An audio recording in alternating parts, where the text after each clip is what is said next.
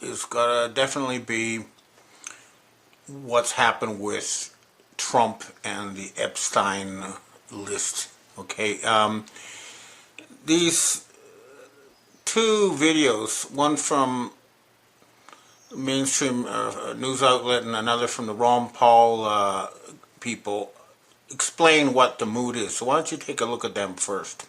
Interviewed here, what he was saying is something, if true, would rock the country to the core. And that's why he's saying that rather than the idea that our entire government is corrupted, it's all being blackmailed. Now, we don't know by who. Could it be the Israelis? Could it be the CIA, the deep state? Who could it be? But the idea that every senator, or every senator of consequence, every member of Congress of consequence, every top political and maybe religious figure of consequence are being actively blackmailed. A few years ago, I would say it's the craziest conspiracy theory I've ever heard. But the more we hear about it, and the more also we notice the cover-up, the more possibility it seems, and it would rock the country. I'm so angry because I'm sick of the lies. I'm sick of the lies out of Kerrville, Texas. I'm sick out of the lies out of Austin, Texas. And I'm absolutely sick of the lies out of the Department of Justice and the Attorney General's office. Sick of this. You looked at us. You looked at us. And you lied right to our faces. And you said, there's going to be more coming. Where is it? Where is it? Where's the unsealed documents? Where are the case files? Where are the flight logs? Where are the transcripts? Put it all out. And they said, oh, we can't show you because it's the victims. It's the victims. It's the victims. They're doing the same thing down there in Kerrville. They say, oh, well, we can't ask you those questions about the victims. Excuse me? Excuse me? No. It's time to take accountability. It's time to show leadership. And leadership is not scolding people for asking questions. Basically, what's happening is people are waking up to the fact that, the leadership in the West is hopelessly corrupt and things cannot continue as they are. In other words, it's obvious they switched the real Trump for a fake, and we know this because if you look at the photographs from the NATO meeting, he's shorter than the real Trump, and everything he's saying is like 100% different from what he's saying before. The original Trump said he's going to release the Epstein list. Now they're saying it's never going to be released. The original Trump said we're never going to attack Iran. Now he's saying, well, yeah, we got to attack Iran. The original Trump said, I don't think NATO's outdated. Now we have a Trump saying we've got to support NATO to the end. The list goes on, but it's very clear that something has happened, and people are very upset. And what they don't realize is that we are dealing with a cult that has been used to writing a script and then having actors appear as politicians to carry out the script while ignoring the will of the people. And to understand that, again, take a look at this 60-minute clip from a Mossad person saying exactly that we are just script writers and everything you're watching is theater. How did you convince Hezbollah to buy this? Well, obviously, they didn't know that they were buying it from Israel. Who did they buy it from, or think they were buying it from? We have an incredible array of possibilities of creating foreign companies that have no way being traced back to Israel, shell companies over shell companies who affect the supply chain to our favor. We create a pretend world. We are a global production company. We write the screenplay. We're the directors. We're the producers. We're the main actors. The world is our stage. Okay. So now that you've seen these clips, let's talk about the situation as it's going on now.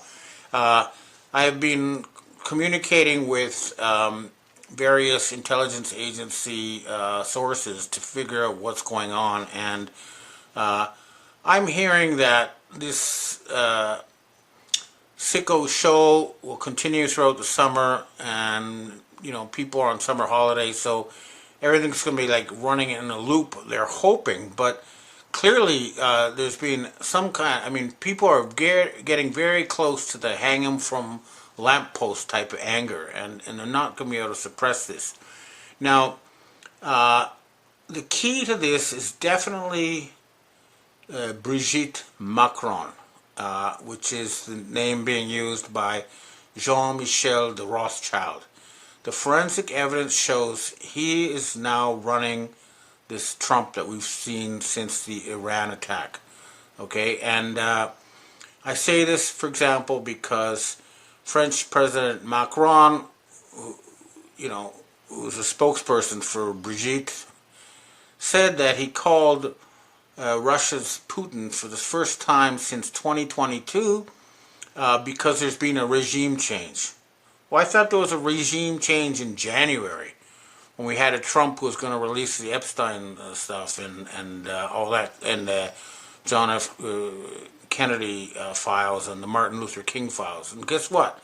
None of it happened. Oh yeah, this is the same Trump who said he would end the Ukraine war immediately. And 6 months later, it hasn't ended. So, clearly there's been something happening, but the other evidence that we have that the Trump we're seeing now is controlled by Jean-Michel de Rothschild is, Candace Owens saying that, Trump called her up and said, please don't say that Macron is a man, or Brigitte Macron. But now, and here's the important thing, this is the biggest news of the past week, a French court, and this is a central court in Paris, which in France means a lot, has ruled that two female journalists who wrote that Macron was a man were not guilty of lying. So in other words, we now have an official court basically saying that the real leader of France is a cross-dressing man and not the so-called president. Now, what I've been told by the French intelligence is that there will be a change of government in France, but it's not going to happen until the autumn, when there will be a process of removing the current government, and then, according to the French, they're going to have something totally new in January. Anyway, that's what they're saying, but events are definitely moving out of their control faster than that. I don't think they've got until next year. It's going to happen a lot sooner. For example, Japan is now in open revolt against the Trump regime. We have former prime ministers saying they want the U.S. military bases removed. We have the current prime minister saying, I'm not going to talk to Trump about tariffs anymore. They're basically saying, no, the hell with you. We're not going to deal with you anymore. And the other thing that's happened is that they know that the United States took most of their missiles and ships out of Taiwan and Japan and sent them to Iran, where they're destroyed, and they're now no longer capable of defending Japan and Taiwan against China, even if they wanted to. So the Japanese are now talking about linking up with the Russians and the North Koreans in order to make sure that they don't just have, they don't stop becoming a U.S. colony and start becoming a Chinese colony. So this is very important. So Japan is saying no, and this is very important because they are the main source of financing that has been preventing the U.S. government from collapsing. So that's not going to happen anymore.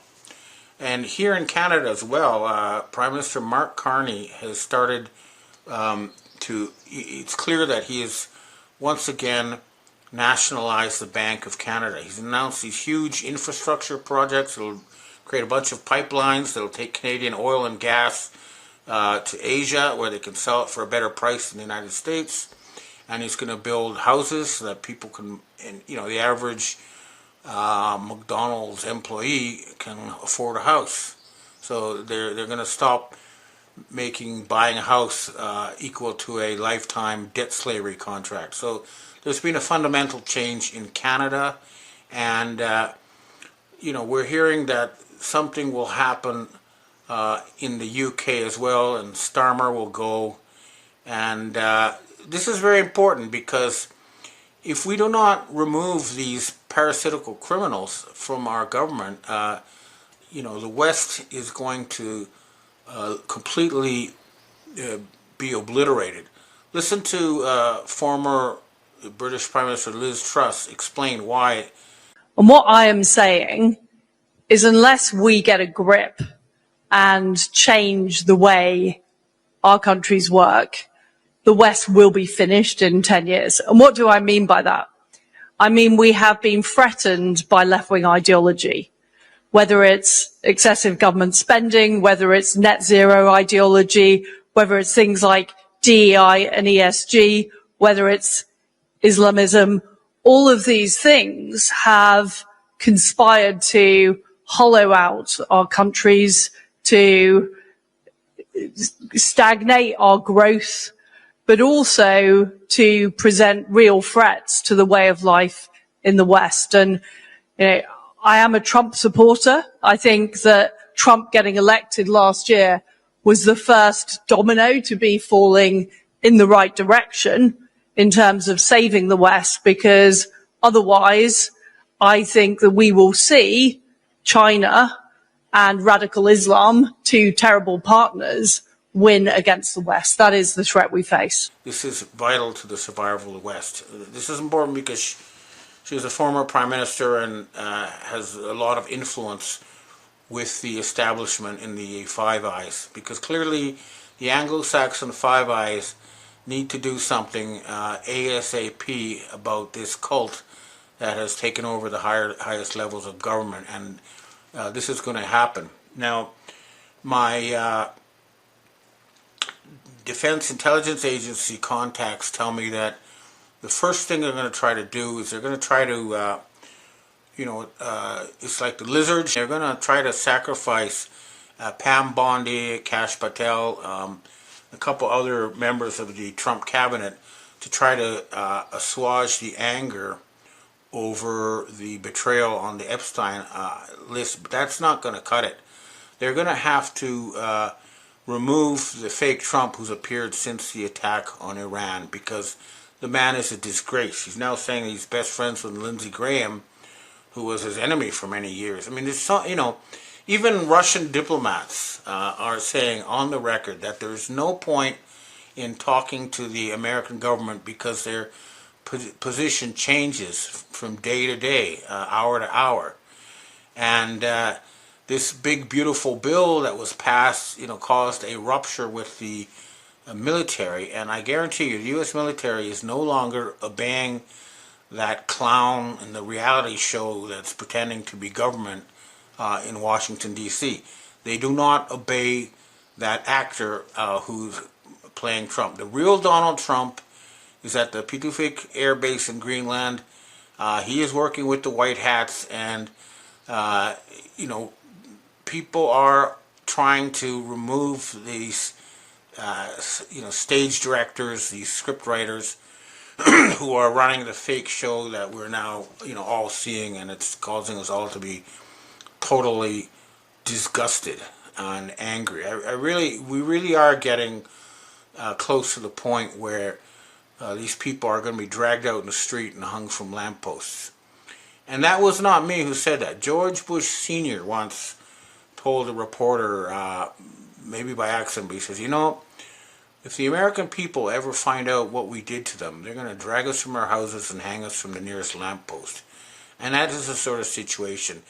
The American people have been systematically looted and robbed, and their government has been hijacked by a group of Satan-worshipping criminals. This is no longer in doubt. The evidence is overwhelming, and to have someone, them say, the Epstein, why are you just going to bury it and then pretend like nothing happened? It's not going to work. They really have crossed the line here, and there can be no doubt about it. The Chinese foreign minister is also saying that. He's saying the American government does not represent the American people. They represent the Zionists, and they're not talking to them anymore. So basically, we have this fake Trump saying, I'm going to put tariffs on everybody. I'm going to put 500% tariffs on Iran, oil, and stuff. They cannot. They don't have the ability. We have someone who's not been paying their bills for 40 years suddenly saying, you're going to have to pay me, 35% of everything I buy from you on credit. And everyone's saying, no, you're a deadbeat. You haven't been paying your loans for decades, and we're going to cut you off. So the whole thing is heading for some kind of implosion. And as I mentioned before, the White Hats are standing by with a plan to make sure the West does not become a backwater, does not become a Chinese colony. We have obtained $100 trillion of financing from the Dragon family, and this is not money that will be debt. It will be given away to be used responsibly for rebuilding infrastructure, for building factories in America, for restoring real economic production in Western Europe and North America to prevent us from becoming a backwater. And the other thing that's going on is that there's a critical mass in the military and industrial complex to realize that these millions and millions of military-age males, mostly from the Middle East to South America, who've been brought into Europe and North America, will not be allowed to stage their so-called Event X, where they're going to, try to create mayhem in order to justify some kind of fascist government. That's not going to be allowed to happen. So again, the key, I think, at this point is to remove Macron and Zelensky and all those people. And we see this too. We have the one more video I want to show you is the leader of the German opposition party. Wissen die Bürger wenigstens, was sie von ihnen zu erwarten haben, nämlich nichts.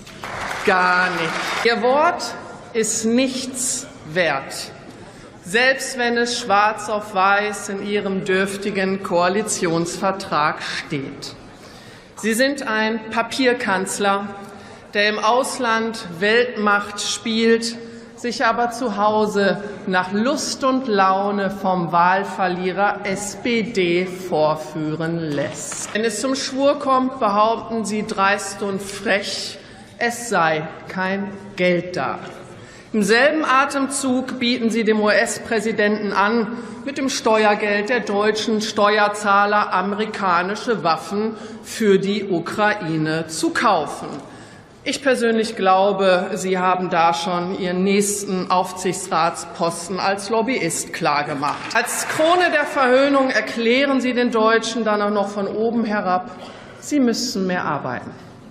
Nein, Herr Merz, nicht die fleißigen Leute in unserem Land, die unter Inflation und Teuerung und unter hohen Energiepreisen zu leiden haben und von einem unersättlichen, verschwenderischen Staat mit Steuern und Abgaben belastet werden, müssen noch mehr schuften. Sie müssten Ihr Wort halten, Ihre Pflicht tun und aufhören, das Geld der Bürger, das Ihnen nicht gehört, zum Fenster hinauszuwerfen. Basically tell, the chancellor that he's taking, Germans' money and handing it over for U.S. weapons to go to Ukraine while ignoring German needs. And this is not, nobody is willing to accept this anymore. People have reached the sort of limit. And so here we're sitting, okay, it's going to be a hot summer and things are going to stew. I suggest that you try to get some rest because, this may be the time when we can finally and permanently remove these people. It is happening. I mean, a critical mass is now aware. Even, the most brainwashed people know about Epstein and the island, and they're not believing the lies, and they're not just going to be able to dump Pam Bondi and Kash Patel and pretend that it's business as usual. We're headed for a revolution, and it's long overdue, and everybody who's listening to this, if you have contacts in the military or the agencies, tell them to contact their superiors and demand action. And they're legally obliged to do this because the people currently in power and cut off their contact with the outside world. This is what we need to do. We're all, at the limit of our patience. But like I say, what I've been told, at least by the French, is that the fall of Macron will be the trigger that will cause all the dominoes to fall. Certainly, my own evidence is that Brigitte Macron or Jean-Michel de Rothschild does control the German Chancellor, the French presidency, and the fake Trump we're now seeing, and the British government. So if he falls, all that falls. So hopefully we're there, we're close, but we all need to keep fighting. But these people have, it is the end game. There can be no doubt about it. We need to drag these people out of office, out of power, and put them in jail where they belong. And that's going to happen. Okay, well, that's what I have to say for myself this week. Now I'd like to answer questions from readers and viewers. Hi, Ben. We have our first question for today. You've already touched on this briefly, but Alex Jones claims the Trump administration holds explosive blackmail material on deep state figures and has struck a secret deal to keep it quiet. And Joe Rogan and Musk are also demanding answers. Do you think this is starting to tell a story about who the real good guys are? Well, what I was told by the people behind Epstein is that, hey, we control all the politicians with these blackmail tapes, so why don't we use this power to make changes we want? And that's why they're not going to release it, because then they can force the politicians to obey them. But I say no. I mean, we don't want secret, unelected people using blackmail to be in charge of the government. The government should belong to the people. The people in government should be the servants of the people, and everything should be above board and open. So all these different excuses they're giving just don't hold water. We need to... Next question. Hi, Ben. Do you ever have any sources anymore after leaving Japan where you were allegedly protected? You have not said what source you're using or sources you're using since you moved to Canada. I'm confused on what you're actually doing in Canada and replaced with no proof, mostly assumptions and guesses. Wait a minute. I don't have assumptions or guesses, okay? The Donald Trump, according to the official White House press release, is that he is 6'3" or 190.5 centimeters. And we have a photograph of him being at the NATO meeting, being shorter than the 6'2" president or king of the Netherlands.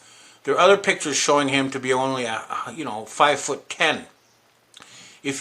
I've offered plenty of proof that there's at least two fake Trumps, and then you just look at all the completely 180% changes, 180-degree changes, in what Trump has been saying.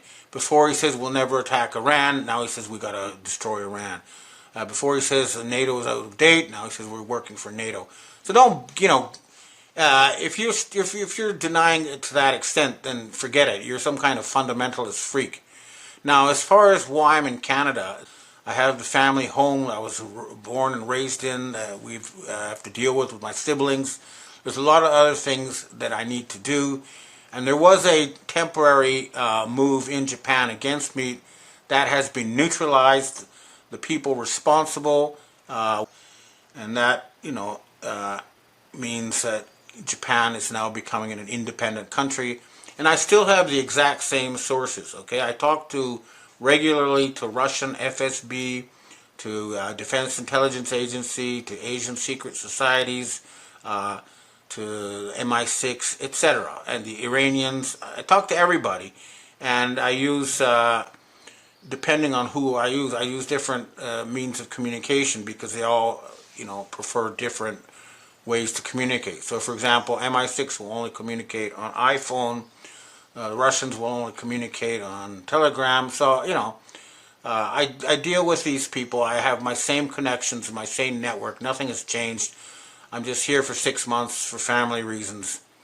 But also, I'll be honest with you, I've long planned to start spending my summers in Canada, like from May to October in Canada, when Canada's like paradise on earth, and then from October to May back in Japan, where the weather's better. Next question. Hi, Ben. The whole Ukrainian situation right now is very confusing. What's actually happening in the Ukraine right now, in your opinion? Well, the war is over. The Ukrainians lost, and the only thing that's happening is they've been reduced to becoming terrorists. Every once in a while, sending a missile to hit beachgoers in Russia or something like that. But they have lost. But the big question here, and this is I'm hearing from the Russians, is that a lot of them are very angry with Vladimir Putin, saying, "You've got this overwhelming army. You could march all the way to Paris in a week.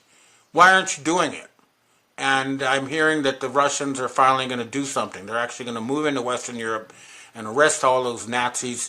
Hopefully we start with that mass murderer von der Leyen and grab them all. That's what I say to the Russians. Go in there, arrest all those Satanists, and don't worry, the United States military is not going to fight you to protect fascists and Satanists. So please go ahead, go into Western Europe, clean up that trash. Next question. Hi, Ben. We asked this question last week in a two-part question, but didn't get the answer to the first part. Do you believe the big, beautiful bill will be rescinded when the real Trump gets back in office? Yes, I think there'll be it'll be more than just rescinding the big, beautiful bill. We're going to have an amnesty and a jubilee, so all debts, public and private, will be written off, and the Federal Reserve Board will once again work for the American people and not for a bunch of child-raping Satanists. So yeah, it's more than just rescinding the bill. It's about complete change of government and probably even a new capital somewhere else. All those Israeli flag-waving traitors are going to go to jail. You watch and see. Hi, Ben. We have our last question for today. Can you tell us a little bit about the Freemason group? What are they? What do they do? Are they satanic? Are they good guys? And what are your personal thoughts on them? The Freemasons, I think, represent a very ancient system of government that goes back to the pharaohs and the rulers of Babylonia and ancient Egypt and Samaria. Basically, what happens is you have a king or an absolute leader. And for this one person to completely dominate society, they have set up a system. So you have the king or the potentate, the pharaoh, and then you have, on his right hand, you have the military guy who controls all the soldiers. And to the left, you have this financial guy who controls the wheat warehouses. So they control the food supply and they control the violence. And then to keep control of society, if they find someone who's very influential, for example, someone whose books everybody reads, or a very popular union leader, then they try to scout them into this group. And they say, hey, look, we're the rulers of society. We get together informally to discuss how to run society. So they grab the most influential people, and then they meet in secret to figure out how to run the country. Now, it's not necessarily evil. If sometimes these people mean well, but my own understanding is that they're not a monolith. There are many different Freemason groups that have different leaders. So, for example, you have the Grande Lodge de l'Orient. That's kind of run by the French, but they have people. They have members in Asia, in China, all over the world. Then you have the Scottish Rite Freemasons, which ultimately reports to the British royal family. Then you have the Chinese Freemasons, who report to the Chinese royals. So you have a lot of these different groups. They're not a monolith, okay? So it's not a single satanic organization, but it is an ancient system of government that in and of itself is not necessarily evil, but a lot of it has been hijacked, obviously, for nefarious purposes in recent years, as everybody can see. So that's a sort of short version of what it is. It's basically the most influential people in society meeting in secret to try to figure out how to run society. And sometimes they mean well and they try to do good things, like the American Revolution, and sometimes, they've been taken in a bad direction and do things like staging a Holocaust. But again, they're not. It's not a single organization. There are several major factions, and they're sometimes at war with each other. I'd like to congratulate the American people on their Independence Day, except that, of course, there's not a lot to celebrate since they are not independent anymore. And I know this is going to disturb a lot of people, but I'm pretty sure that there's been another coup in Washington, D.C., and that the Donald Trump from, the tall one with Melania is back at the Space Force base in Greenland, and we have an obvious fake in the White House. Now, I put out the photographs showing that this Trump we're seeing is shorter than the real one, the one who appeared at the NATO meeting. They've even trotted out an obviously fake Melania, but it's his actions and words that make it very clear that he is basically, according to the evidence I have, he's working for Jean-Michel de Rothschild, whoever is pretending to be Trump right now in the White House. Now, some evidence for this is that on July 2nd, President Macron of France, who is basically a spokesperson for Jean-Michel de Rothschild, had the first phone call with Vladimir Putin since 2022. And when he was asked, this was on July 2nd, when he was asked why they had this phone call now, he said it's because there's been a new regime in Washington. So he didn't do it in January when there was a new regime. He did it in July, okay? And this Trump, as we know, went against the complete wishes of the American people by attacking Iran. And I talked to the Russian FSB about the situation, and their analysis is quite interesting. Basically, what they're saying is that the new regime in the United States has made a complete shift to the Middle East. They've forgotten about their Asia pivot. They've announced they're no longer going to send weapons to Ukraine. And the Ukrainian authorities and the Russians are also saying most of those weapons weren't going to Ukraine anyway. They're going to the Middle East or Africa or whatever, So the arms bazaar is just going through Azerbaijan now, is what I'm hearing. And there is a new front being opened there. So what's happened is, according to the Russians, there's a huge move now, the biggest move by the remnants of the Western military-industrial complex, the NATO faction, is to try to stop the construction of new pipelines in Central Asia that would allow Europe to get cheaper gasoline and not get gasoline or oil from the companies controlled by the Rothschilds and the U.S. So this is a move to make sure Europe remains subservient and has to pay high prices for their gasoline. However, this shift to the Middle East has come at a huge cost, as Defense Intelligence Agency reports and other sources like Mossad sources confirm. Israel suffered a massive defeat, and I'm now getting evidence that Israel is going to cease to exist. There was an announcement in Israel that they were going to annex the West Bank. Okay, for a lot of people say, "Oh no, well that's horrible," but if they formally annex it, that means all the Palestinians there will become Israeli or Judea citizens and have voting rights and stuff. So it would be, in essence, a move to create a multi-ethnic state of Judea, which is what's happening.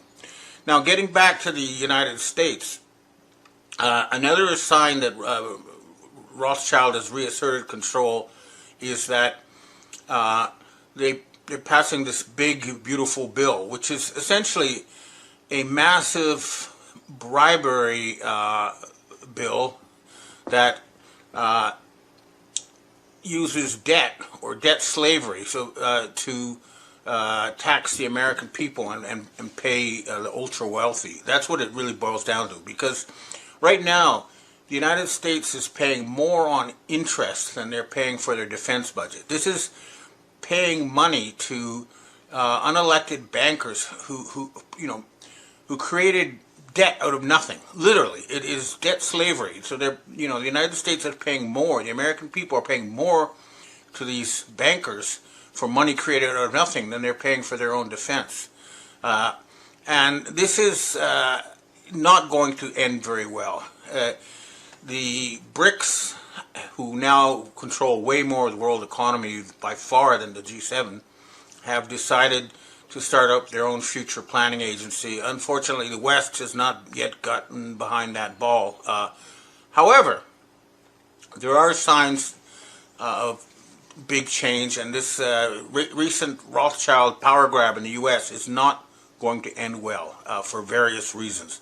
For one thing, I noticed that Carney, Prime Minister Mark Carney in Canada, there are signs that he is taking control of the Bank of Canada back to the Canadian people, because they're announcing mega projects like they're going to build huge pipelines so they can send their oil to Asia and not be dependent on just the U.S.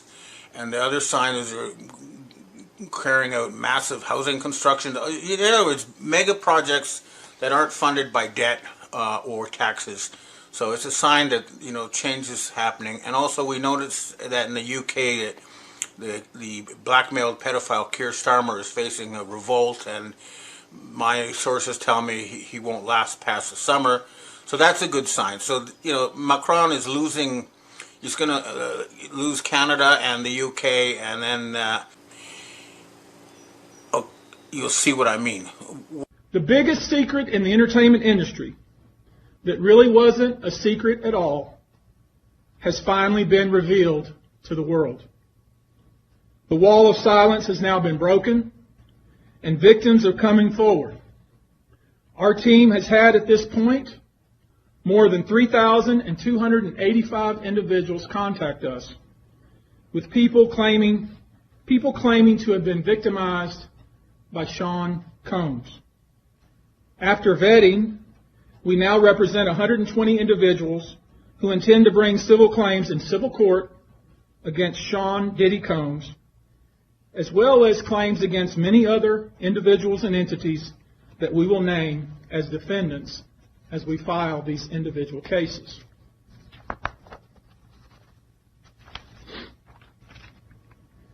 And you should know, to the extent the clients feel comfortable, we also intend to make these individuals available to the authorities, specifically to the FBI. And you should also know a few of them have already been spoken to by the FBI.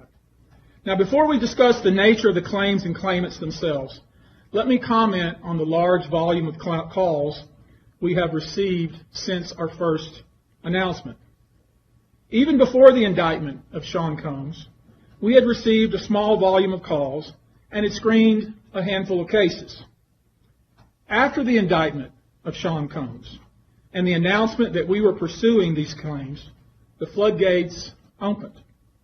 People who wouldn't otherwise, for a variety of reasons, are now stepping forward to make their voices heard and to pursue justice. But no, most of these people are scared. They fear backlash in their communities. They fear backlash in their own families. They are afraid of retaliation from the perpetrators and their associates. They are rightly afraid for their own personal safety. I expect that through this process, many powerful people will be exposed. Many dirty secrets will be revealed. We know what we are potentially up against. And as is always the case in situations like this, when a celebrity is involved, people can be downright mean and nasty. You would be shocked at the length fans will go, no matter the evidence to the contrary, to defend celebrities they love. I mean, there's a reason for this word fans. They're fanatics. I've personally already been threatened multiple times on social media. And when I agreed to pursue this, I expected as much. This isn't my first rodeo. But victims who step forward to have their voices heard should not be subjected to that kind of conduct. They should not be targeted. I want to say this, and I want to be clear about it. Although we are vetting each call as stringently as we can, I always start with a mindset that I believe victims. I believe victims because I understand the tremendous courage it takes to step forward. So if you're watching this, please hear me. If you're out there and you have been victimized, you are not alone. What this is a sign of is that no matter how much they try to cover it up from the top, there's all this pressure, all these different lawsuits and whistleblowers coming out. There's no way they're going to be able to keep their whole pedophile blackmail thing going much longer. And the other big thing that's happened is it looks very much like Japan has declared independence from the Zionists or the Khazarian mafia. In this clip here, you can see former Prime Minister Hatoyama talking about removing all U.S. military bases from Japan. I don't think Japan should be involved with NATO. The U.S. bombed Iran, bombed its nuclear facilities, and Iran had no choice but to do something in retaliation. Therefore, Iran gave advance notice, even if only through Qatar, to the U.S., and then bombed U.S. military bases in Qatar. Because of that, I think there was almost no damage. Also, there are certainly many U.S. military bases in Japan. For example, in the event of an emergency in Taiwan, U.S. military aircraft could fly from U.S. military bases there to Taiwan, and there is a risk that U.S. military bases in Japan would be targeted in response. Therefore, even if it takes time in the future, I think we should create a Japan without U.S. military bases. I believe that the situation in which Japan's defense, security, and peace being protected by U.S. military bases should be improved as soon as possible. The Japan-U.S. Status of Forces Agreement is a system where that even if U.S. soldiers commit various violent crimes, it is difficult for Japan to immediately get involved. As a result, various assaults. I believe that this should never happen, and that the Japanese government should make more strict requests to the U.S. government about this. But it seems that we are still in an era where the Japanese government is unable to speak out strongly to the U.S. I believe this is an issue that goes to the very core of Japan-U.S. security. No politician in the past would have gotten away with saying that, but he did, and it is happening. The American military tell me that from a military point of view, they shouldn't be in Japan. It's not a tenable position. They'd rather have bases further away from the Chinese mainland that they could defend from Chinese missiles in the case of a real war. But the Russians tell me in any case the Americans have evacuated a lot of their Navy and all their anti-aircraft weapons from Japan and Taiwan, and they wasted them in this failed war against Iran. So basically China can now do whatever they want in East Asia, and I don't, and fortunately they're working with the U.S. military white hats, and it's not going to be such a bad situation. But the real problem remains the United States, where you still have blackmailed and bribed pedophiles in charge, working for Israel and not for the United States, and we have an obviously fake Trump in power now. So this is where the struggle is going to be. There are a lot of military white hats who are aware of this, and there is a kind of a revolt in the U.S. military. It's becoming fragmented. U.S. Central Command managed to work with the Rothschilds for the big power grab and push this big war against Iran, but it blew up in their faces. Now, another thing that's come up, which I thought was very interesting, is that the whole justification for this attack on Iran came from a software called Mosaic that was used by the International Atomic Energy Association that ran a simulation that proved that Iran was making nuclear weapons. In other words, they didn't actually go there. They just ran a computer simulation to create an excuse. And this Mosaic is owned by Palantir. That's right, Peter Thiel's company. That's now getting data on all Americans to enforce kind of a system of modern tech slavery. So all these dots are connecting. We're seeing these oligarchs doubling up, trying very hard to maintain control, arrest people, bribe people, but the drain is they're circling the drain. They don't control real world economics. This has been made very obvious with the Trump tariffs. They've tried to suppress the news, but the fact is that thanks to the tariffs, the U.S. trade deficit has increased because a lot of people have decided to stop buying American stuff. And the revenue from the tariffs is not anywhere near what is needed to pay for the U.S. Deficit. So, again, I repeat, the Dragon family has an offer on the table with an initial $100 trillion tranche of money to help rebuild the U.S. economy. And this is not debt, okay? You don't have to pay it back. It's credit. It means you get it, you spend it on bridges and roads and schools and infrastructure and whatever else you want, and you don't have to pay it back. Whereas the big, beautiful bill is just, as Ron Paul says, it's an inflation tax on Americans because they create this money out of nowhere. They give it to their military contractors and their bribed politicians. Beautiful bill for the military-industrial complex. The U.S. Senate worked through the weekend on the big, beautiful bill. The goal was to pass it quickly to ensure the House will then pass it and send it to President Trump's desk before the July 4th holiday. And where does that money come from? At the end of the day, it's taken from the average American people. So it is a debt slavery bill. I don't think this is going to last long, but we're definitely in a major counter-offensive by the cabal, and it is centered around Jean-Michel de Rothschild. He's a person of interest. Obviously, there are other people who are involved are Ursula von der Leyen of the EU. I mean, it's about, they're basically Nazis, and people who understand the real history know that the Nazis are a subdivision of the Chabad humanity and enslave the rest.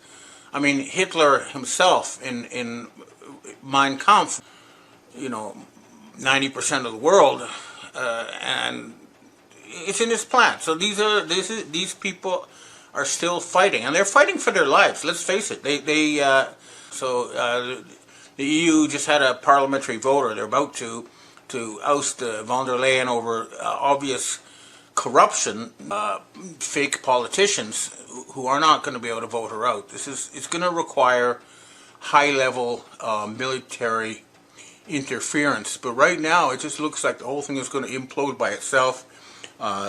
This big, beautiful bill and this whole Rothschild move is probably going to continue throughout the summer because everyone else is on holiday, but I just don't see it ending well in any way for that, and I just don't see Jean-Michel Rothschild staying in power much longer because there is a huge majority of people who are completely aware of the criminal nature of the governments in the West, and this is especially true in the military.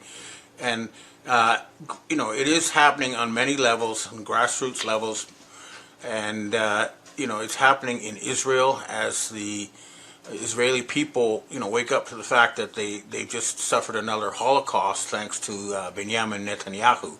I mean, the reports are it could be as many as 500,000 Israelis dead due to the Iranian attacks. That would be out of 7 million, that's 1 out of 14 people. That's huge, and that's some.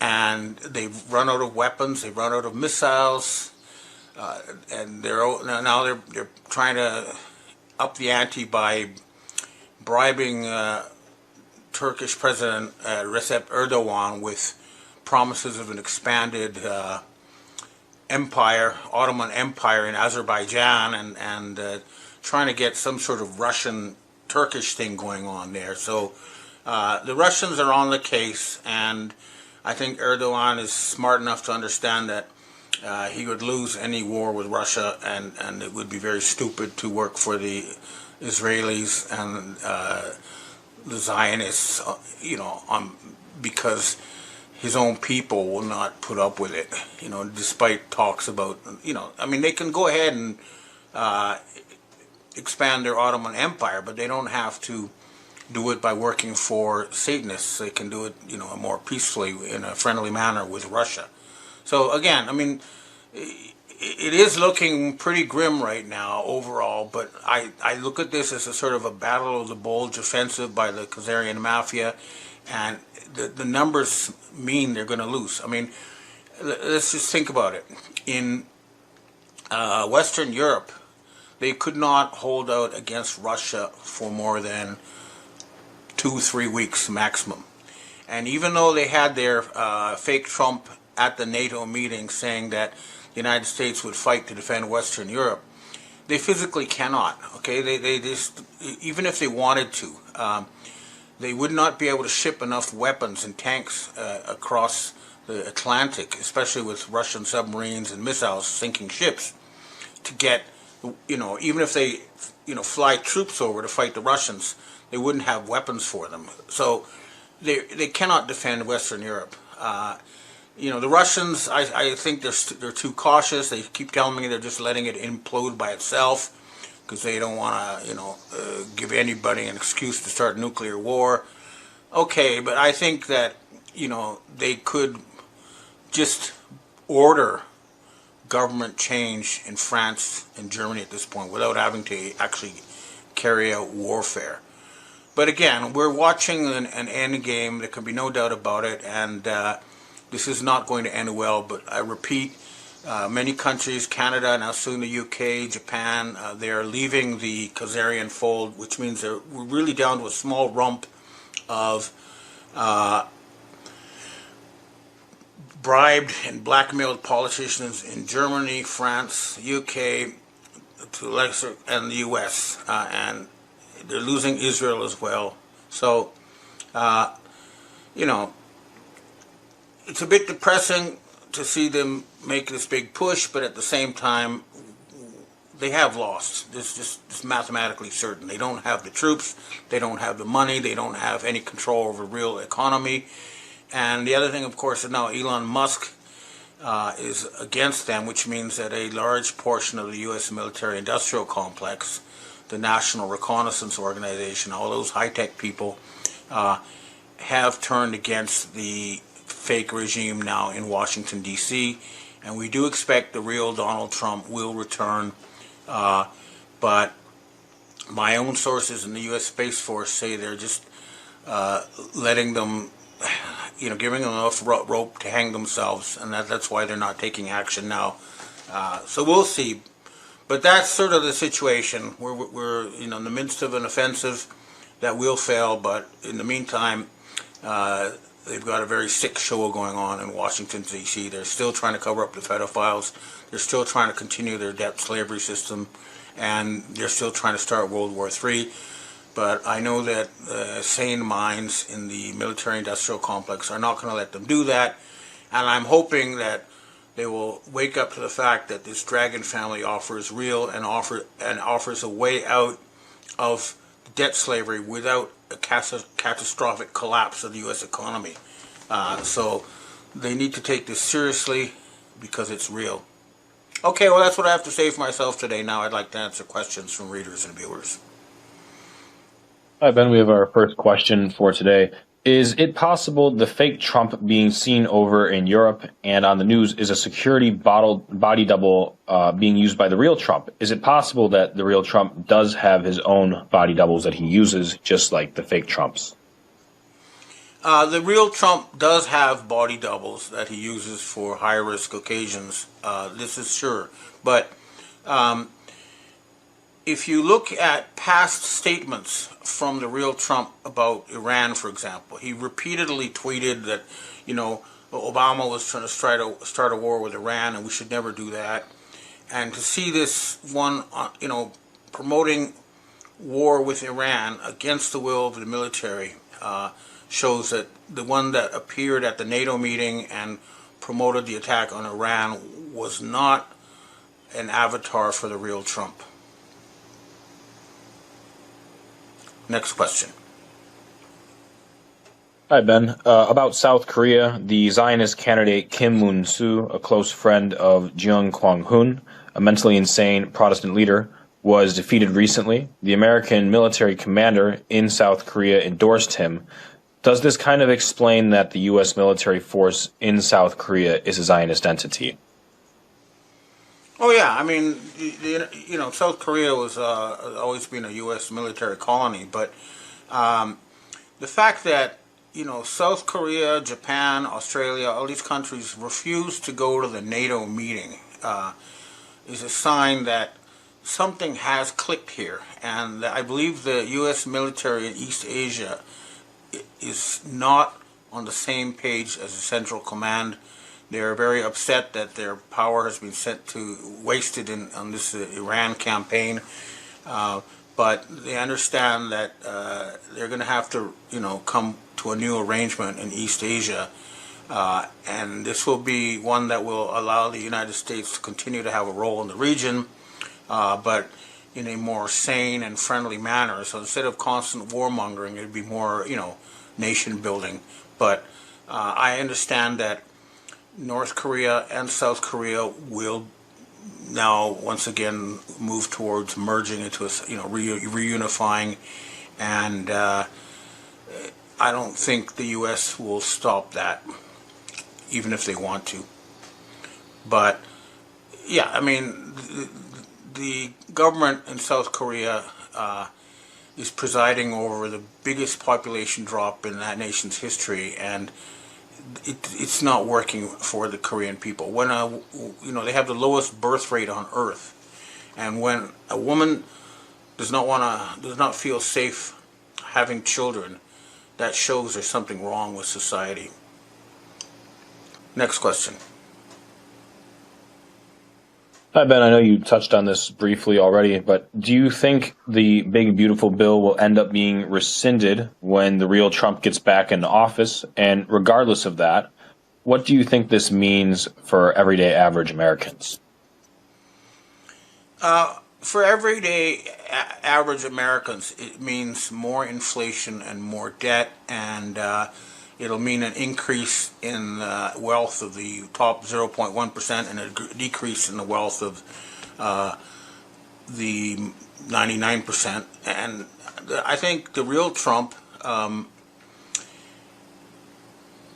will agree to the Dragon family plan, which would mean a complete, a jubilee, cancellation of all debt, public and private, and then infusion of huge amounts of money it's not debt money, to rebuild America and really make it great again. And I think that's what the real Trump will support, because we all want to make America great again. The whole world does.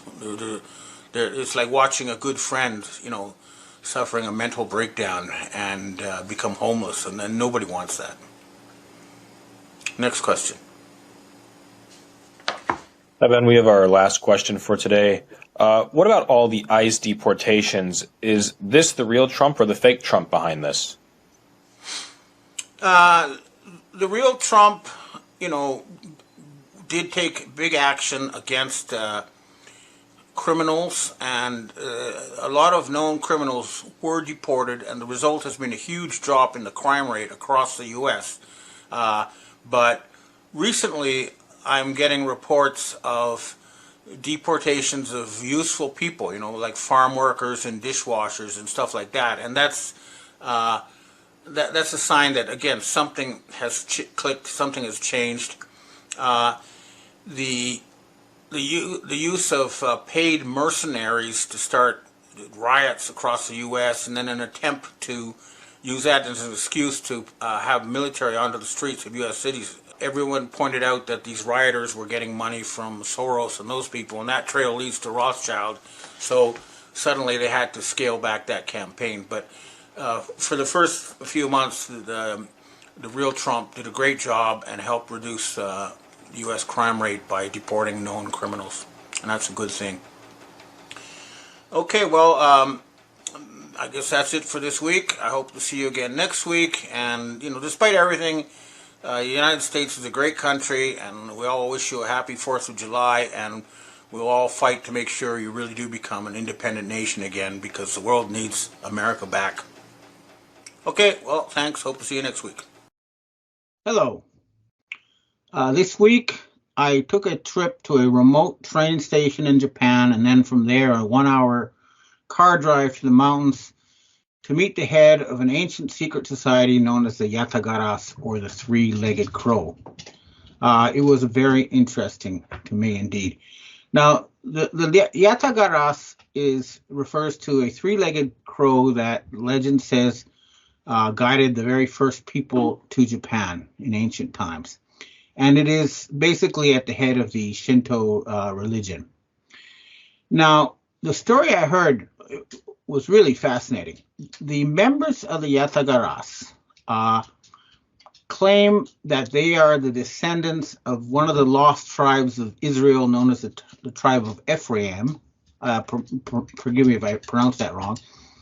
As well as some members of the priestly Levi tribe. And just like some rabbis can recite the list of their predecessors going all the way back to Moses, these people claim that they can recite a list of their ancestors going back over 100 generations to Joseph back in Egypt in those ancient days. And if you look at the earliest Japanese religious writings, they're almost identical to the first parts of the Old Testament of the Bible. And they are also sun worshippers, just like the Egyptians. And furthermore, when the Shinto people take out their shrines once a year, again, that is ancient Egyptian solar religion. So they have a legitimate claim to be the descendants of ancient Egyptian ruling lineages, or Jacob, as they claim. Now, these people, they don't have last names. They don't pay taxes. They're not in any government register. Apparently, although many of them are rich, they were the traditional ruling class. The imperial Japanese family are members. None of them have last names, by the way. As you hear about the Emperor Hirohito, but never his last name, because he doesn't have a last name. In any case, some of them are actually poor. I've even heard they are the secret power of Japan. And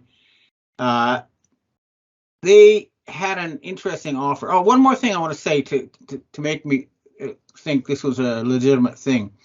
The place I went had in it what they claimed was the original throne of the Ming emperors of China.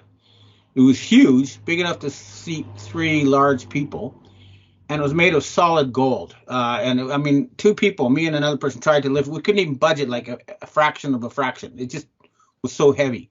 And it was very ornate. They wouldn't let me photograph it because they said the Chinese would then start asking for it. But these people are the real deal. In any case, the reason I was called was because they had an offer to make.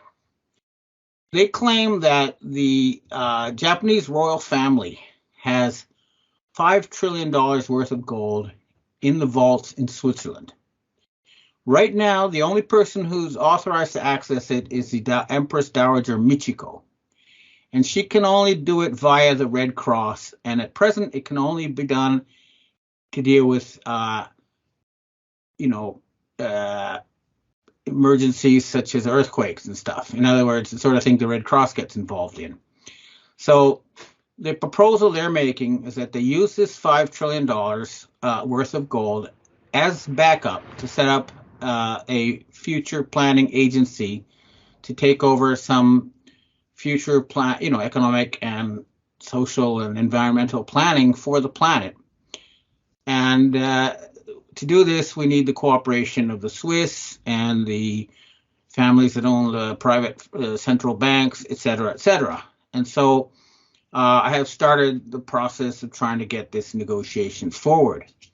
Now, the other thing I would point out is that they let me bring my mobile phone with me, which means that they were fully aware that the NSA was listening into our conversation. It means that they are willing to go public to a certain extent about their secret society. And I think it's very interesting. If they have a very legitimate sounding claim to being one of the 10 lost tribes of Israel. So this is quite historical, in my view. And I'm honored to have been allowed to, start discussing these people to the world at large.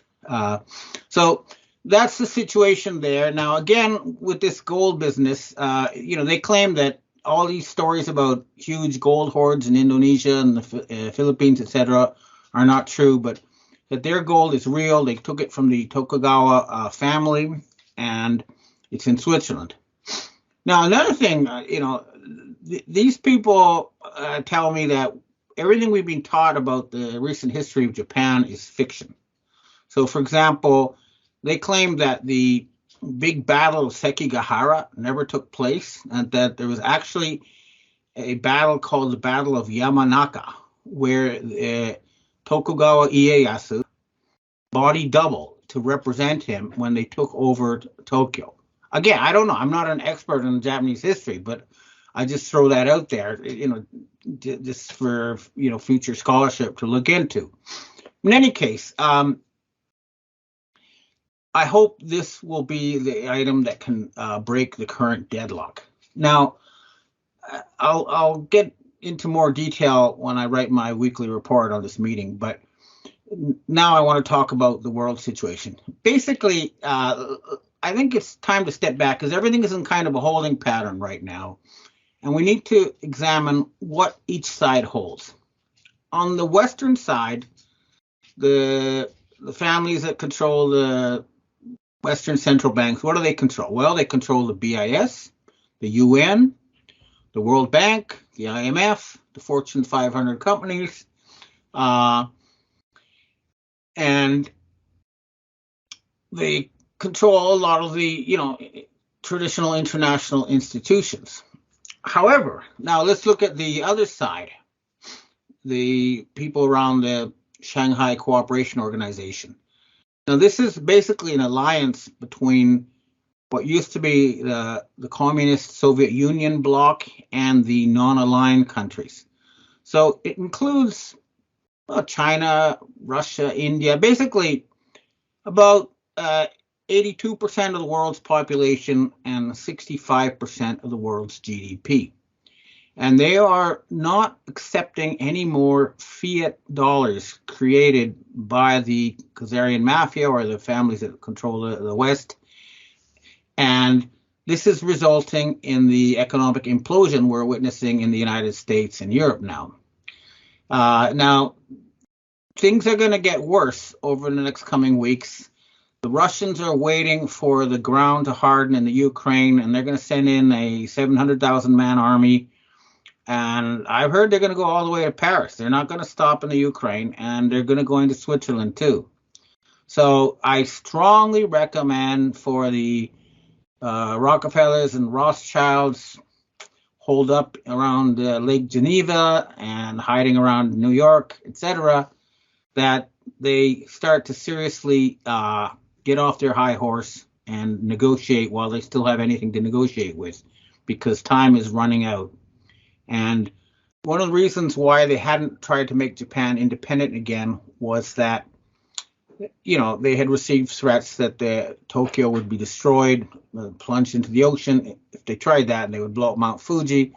I explained to them that immediately after the Fukushima nuclear and tsunami terror attack, there were hundreds and hundreds of earthquakes reported around the island of La Palma in the Pacific Ocean. And that if that had continued, it would have led to a tsunami that would have destroyed the east coast of the United States. 100-meter, 100-yard or so tsunami would have wiped out, Florida, New York, etc. And so they backed off. And I explained to them that if these Satanists try to attack Japan again, there will be retaliation. We will destroy the area around Lake Geneva. We will destroy Jerusalem and one other place. We'll decide later. But the point is that they're not going to be able to terrorize their way out of the situation. This is something that has to be negotiated peacefully. If you shoot us, we'll shoot you. Okay, so it's a mutually assured destruction situation. So that's not on the negotiating table. So again, things are now stuck in a holding pattern, but there are high-level negotiations taking place under the surface. And if the Khazarian mafia do not surrender, then there will be military action. We will have to continue removing them from this planet. And there's nowhere either on or off the planet for them to hide. Okay, well, that's what I have to say for myself this week. Now I'd like to answer questions from readers and viewers. Next question. Hi, Benjamin. I was listening to your video today. This is from the video last week. I was intrigued when you said the USD is backed by gold and assets, so it is valuable, but the KM dollars clearly not backed by gold and assets are worthless. This implies to me that all dollars created since 1971, when the US came off the gold standard, are worthless. Can you comment on this, please, and explain how the new KM dollars will be differentiated from pre-1971 dollars?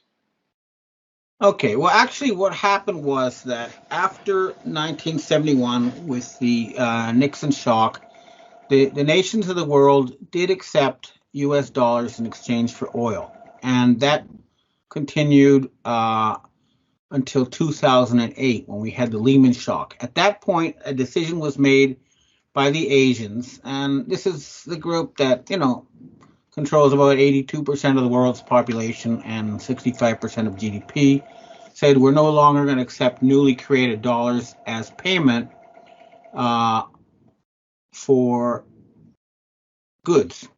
And what happened was that the Rockefellers and Alan Greenspan panicked, and they offered to put a black communist by the name of Barack Obama as president and change their ways. In exchange, the Asians agreed to sell 700 tons of gold owned by Mr. Johannes Riady to the Rockefellers and their group.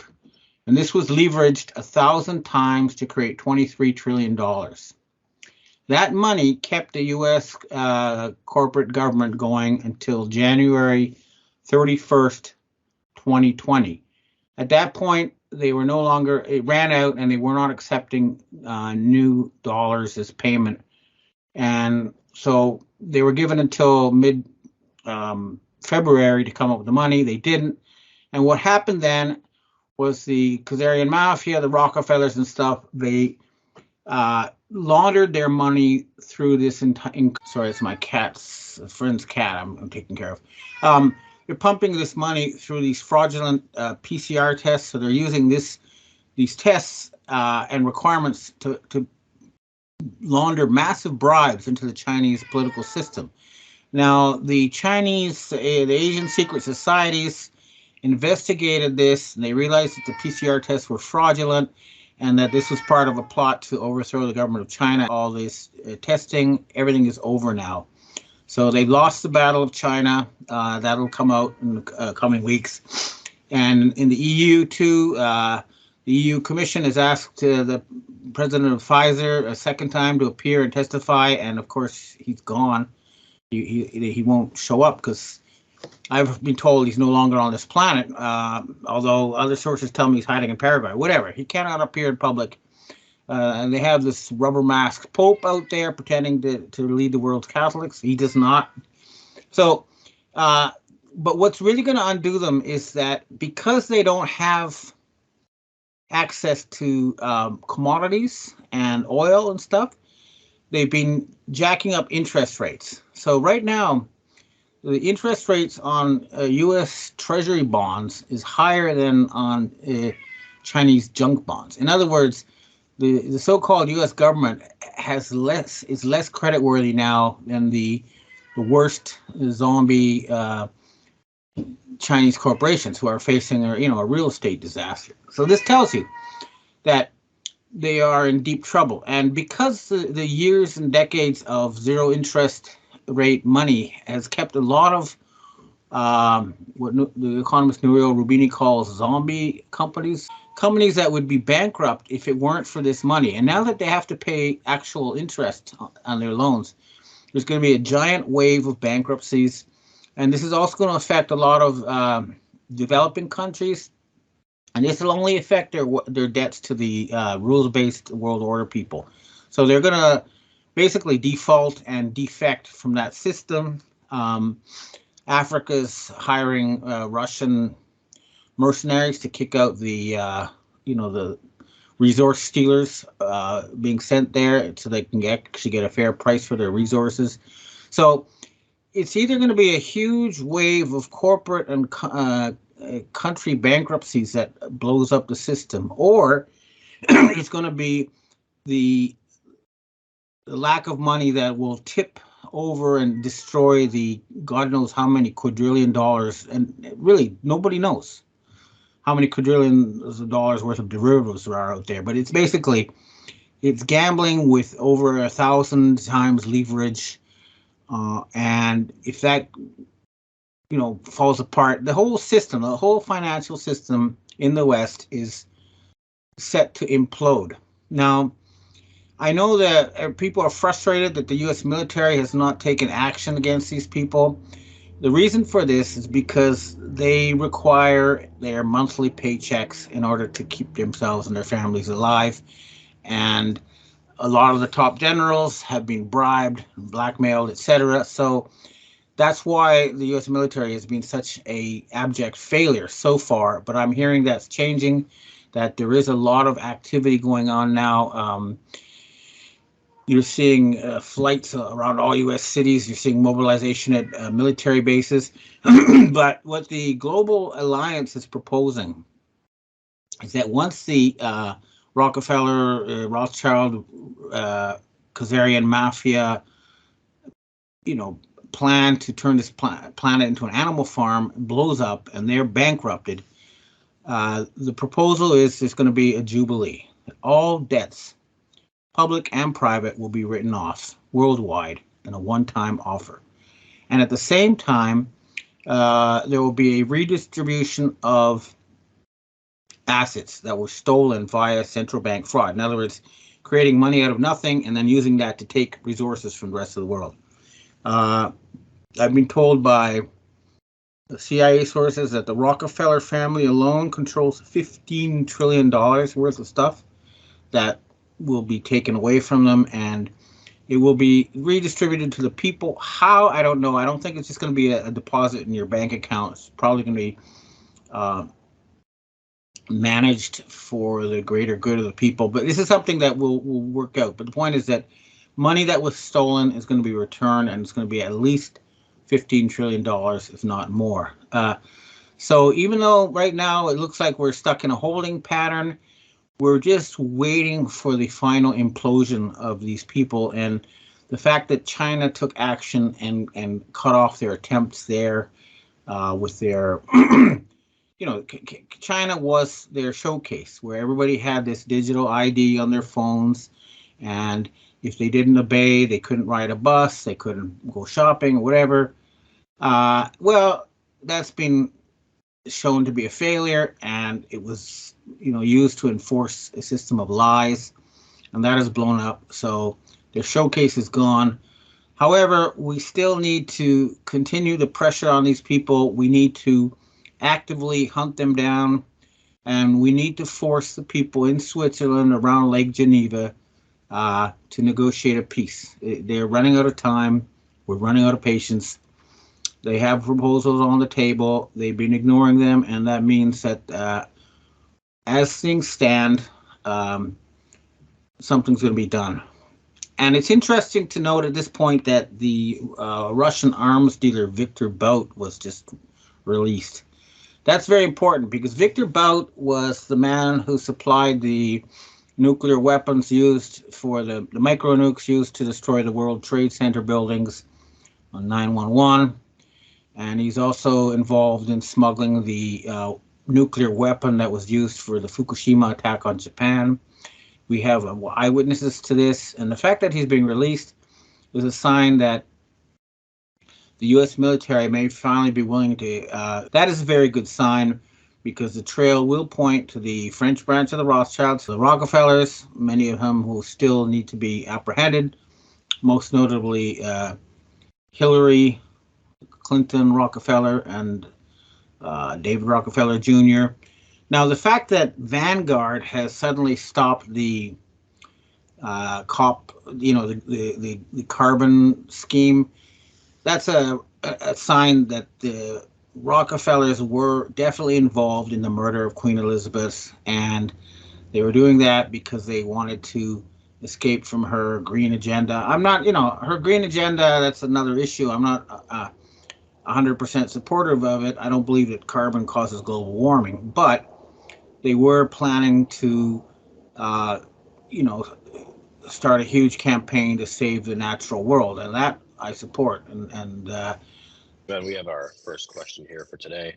It's amazing that you met the Yatakarasu. If the Yatakarasu are descendants of the Ephraim, one of the 10 lost tribes of Israel, does that mean they are different from the Sumerians, the ancestors of the Japanese that Ryu Ota describes?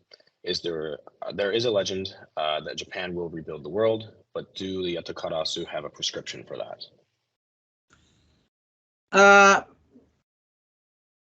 The Yatagaras have been very, they control Shinto. They've been kind of more of a religious thing than anything else.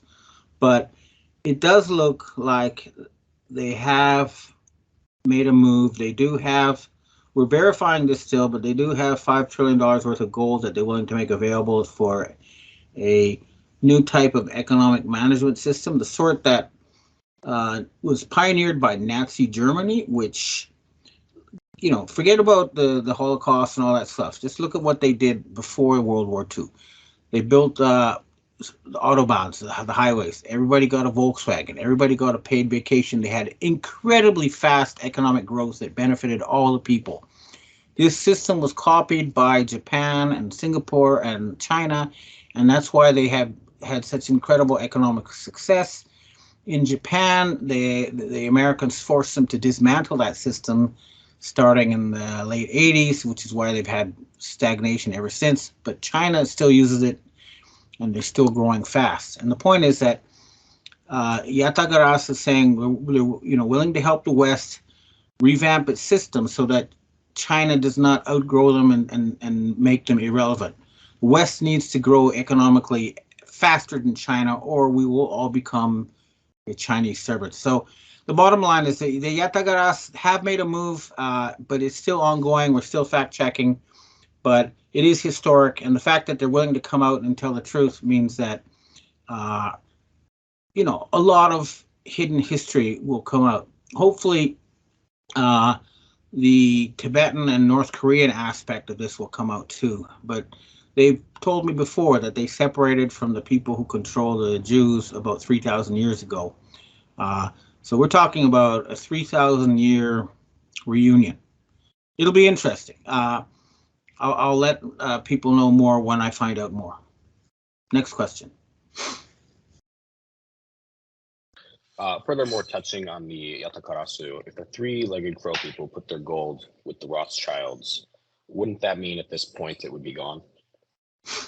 Well, that's a very good question. I believe that it's still physically located in a Swiss vault. Okay, so the gold's there.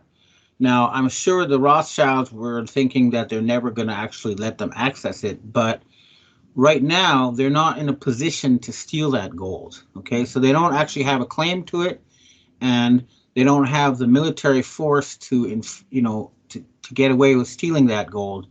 So we're going to force them to come clean on not just the Japanese gold, but also the Chinese imperial gold that they stole from the Manchus, which is also in Switzerland. So in other words, we're going to force the Swiss to, return the stolen gold. They can't keep it. We will have to invade Switzerland if necessary, and we will nuke Lake Geneva if they don't do it.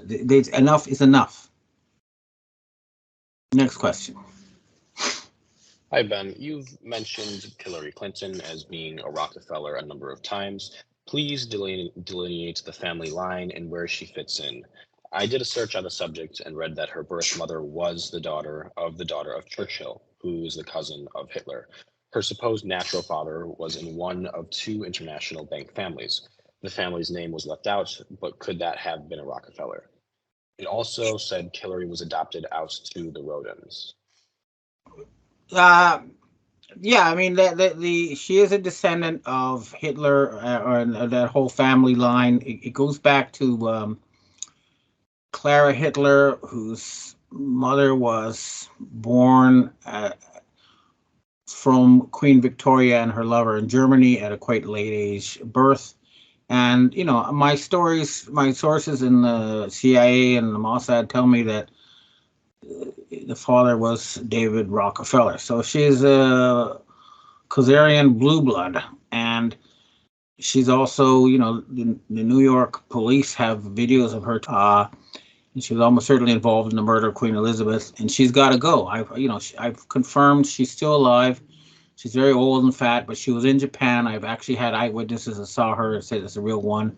That woman should not be free. She should not even be alive at this point. But a lot of it is still, it's not, the fact that David Rockefeller is the father is something that I've heard from my sources, but I don't know what documentation there is at this point. Other members of that family, of course, are Mark Zuckerberg, who's a grandson, Bill Clinton, who's the son of Winthrop Rockefeller, John Podesta. These are all very evil people, and they are the ones behind this fake Biden regime. They need to be hunted down. Next question. Hi, Ben. Here in Australia, we are still dealing with the devastating effects from floods in regional New South Wales and South Australia. Are these floods from a DEW by the KM as some form of punishment, or do you know if they are white hat ops to flush out the dumbs? Well, there is lots of bizarre radar evidence showing that some kind of some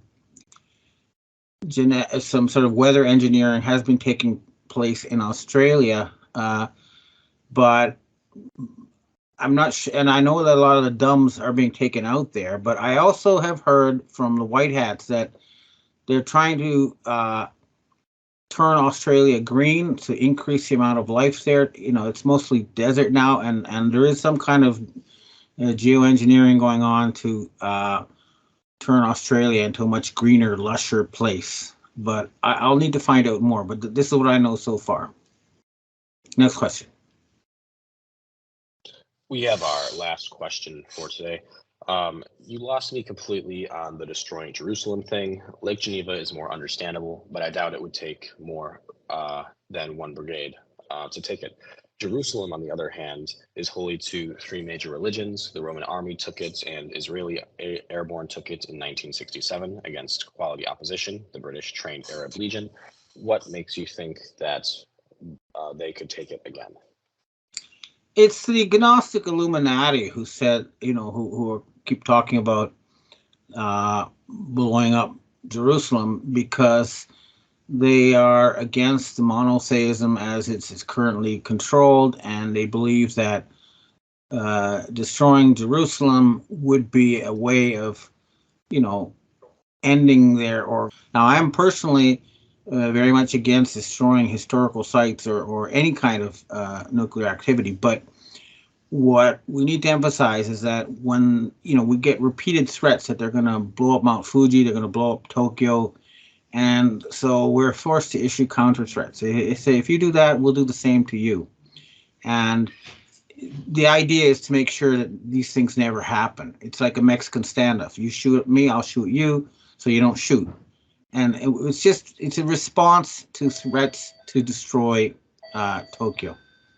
Okay, well, that's it for me, and the doorbell just rang, so I'll sign off here. I hope to see you next week.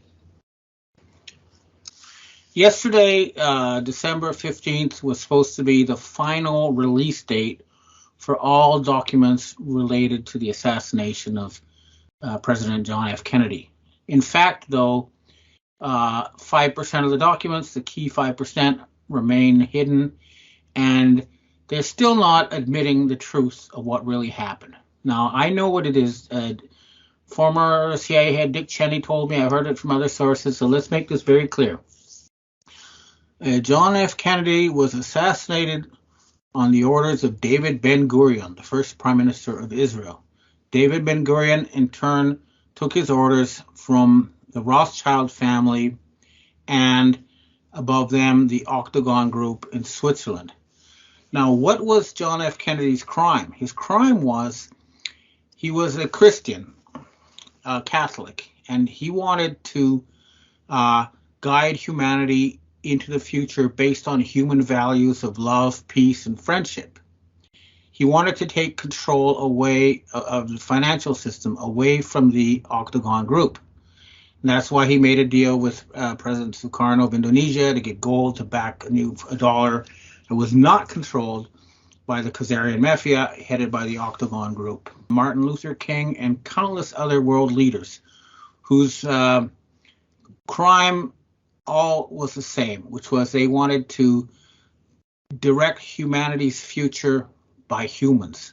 Now, the people in Switzerland, the Octagon Group, the current people who control the UN and the so-called West, they are not human. They're not working for life. There's no doubt about it. Look at what they're doing. Let's trace back to the World Economic Forum in Switzerland.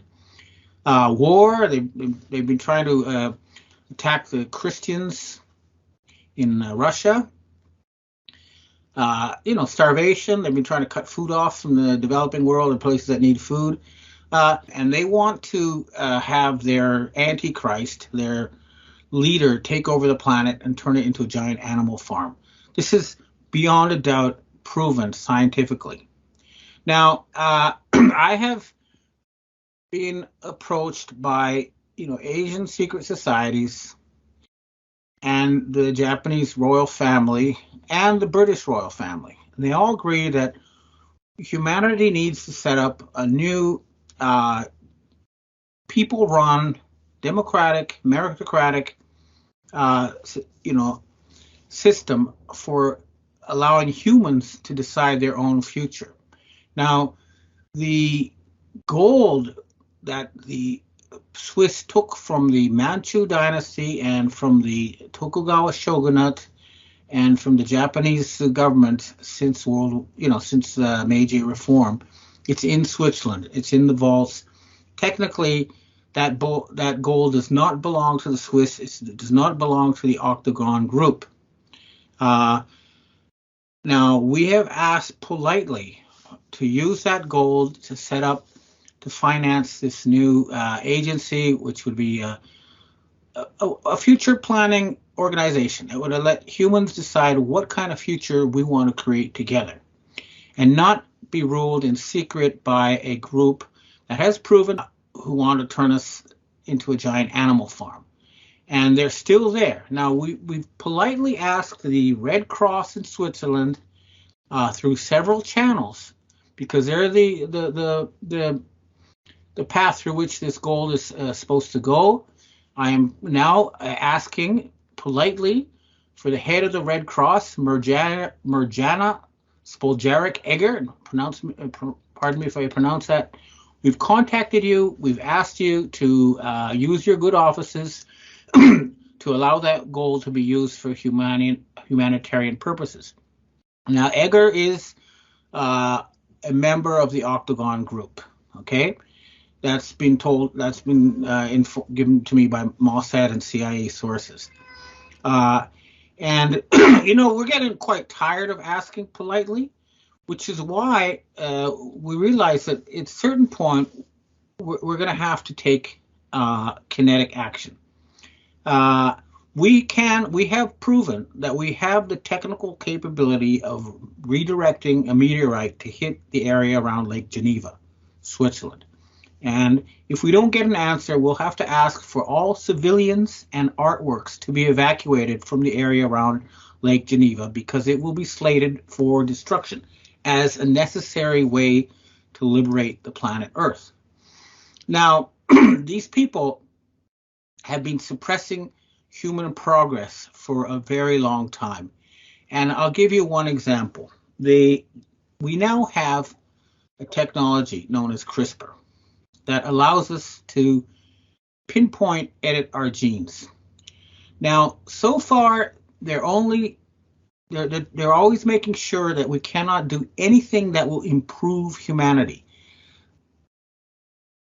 You know, liberal leaders like Elon Musk, you know, who's openly admitting he's a Satan worshiper and who's suppressing a lot of important technology. He's not a savior. His actions prove it. Now, if he's willing to turn around and bring all those DARPA people on board, well, great. But so far, he's only been an attempt by these cabal who control the Fortune 500 companies and the printing of the US dollar inside the United States to become like a would-be savior, a would-be leader. You know, they always, you know, when people are disaffected, they give you a limited sort of like they loosen your leash a bit, make you think you're free until your guard drops again, and then they jerk it back. So don't trust these people. In any case, we are going to be staging a major offensive. Now, any visible member of this Octagon group is a target of opportunity, okay? If they appear in public and you have the opportunity, you must arrest them, and if they resist arrest. Hi, Ben. We have our first question for today. So if all public debt is to be wiped, and private is to be wiped, does that mean we should all go out and try to borrow as much money as we can to buy a house or land? That would probably be a good strategy if you can get that, you know. And if when we succeed, people who are renting places will become the owners of the places they're renting, and we'll make sure that the landlords are compensated with the equivalent of rent in money so that there's no discontent. But yeah, I think it's a good time to try to do that. You know, the high interest rates they're trying to charge is something that they will then try to, you know, use to send their goons to try to take that property away from you. At that point, you must be ready to defend yourself. But yes, I think it's a good strategy. Next question. Why is the fact that the Rockefeller, if the white hats have got this, why are the mainstream media still in control of information? That's because they are not the mainstream media. They don't control the information. The fact that, you know, the NSA allows this sort of truth to be broadcast to you and you're seeing it is a sign they only control the corporate media. Okay, so it's the Fortune 500 corporations and their media slaves and whores who are the problem, but they are not the mainstream by any means. They are the amount of Kool-Aid drinkers who believe their lies is shrinking. I think the last poll I saw showed that belief in the so-called mainstream media is down to like 11% or something. That means, you know, 89% of people know it's all lies, and they're getting their information elsewhere. Next question. Okay, it seems like the mainstream it seems like the U.S. military is actively trying to initiate World War III, is doing something, just not what every U.S. and world citizen would hope. So the question is, what's to do to neutralize insane, suicidal military leadership and replace it with humanist or patriots? Surely it would be a good time for ET to step in and fix this insanity. All right, first of all, we're not going to sit around and wait for a magical spaceship to rescue us. It's up to us. But let's make it very clear. The U.S. military is not at war in the Ukraine. What is at war is the Octagon Group, and they control printing presses. And what they've done is that they've hired mercenaries, they've hired whores to fight for them, and they've been buying out weapon stocks and selling their stashes of weapons from around the world to keep their show going. But this is not an official military war. You don't see U.S. warplanes, for example, fighting Russian warplanes in the skies over the Ukraine. What you see is people willing to accept large amounts of fiat money in exchange for fighting there. It's not an official war. That's because the U.S. military is not fighting Russia, and they won't.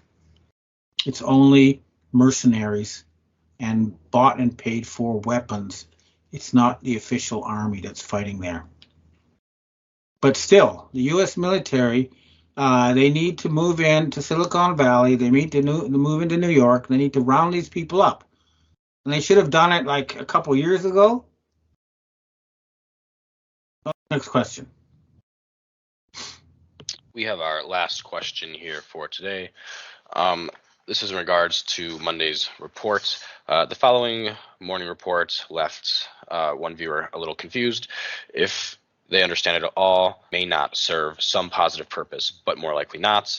The military alliance, which is white hats, told the black hats Biden alliance to do a deal.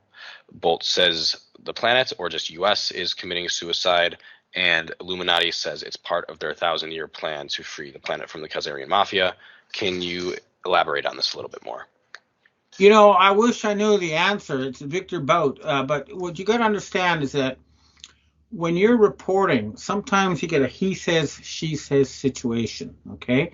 It's like when you're reporting on a divorce and you're getting two different sources saying opposite things. So, for example, we have the MI6 saying that 911 was a Nazi satanic coup d'etat.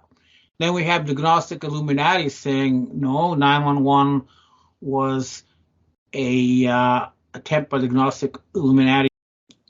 I have some news for you guys this week, which is that funding promises have been secured for the United States, a buyout of the United States. This comes from the BRICS alliance, the 80% of the world's countries who no longer agree with the Khazarian mafia-controlled agenda of the so-called G7. Now, this is, okay, we need to understand that the United States is bankrupt. And we can see this even, for example, I saw an editorial by Hillary Clinton Rockefeller in the New York Times where she said that, you know, we're facing a systems collapse unless something is done about the, debt ceiling, which is how they call it. But basically, what's happening is the rest of the world is not lending any more money to the United States corporation. And even the Rothschilds have cut the Rockefellers off and their United States of America corporation. This includes, the Fortune 500 companies, Google, all that kind of stuff. So the problem is, okay, this is what people need to understand. Now, the BRICS alliance is willing to continue to finance the U.S.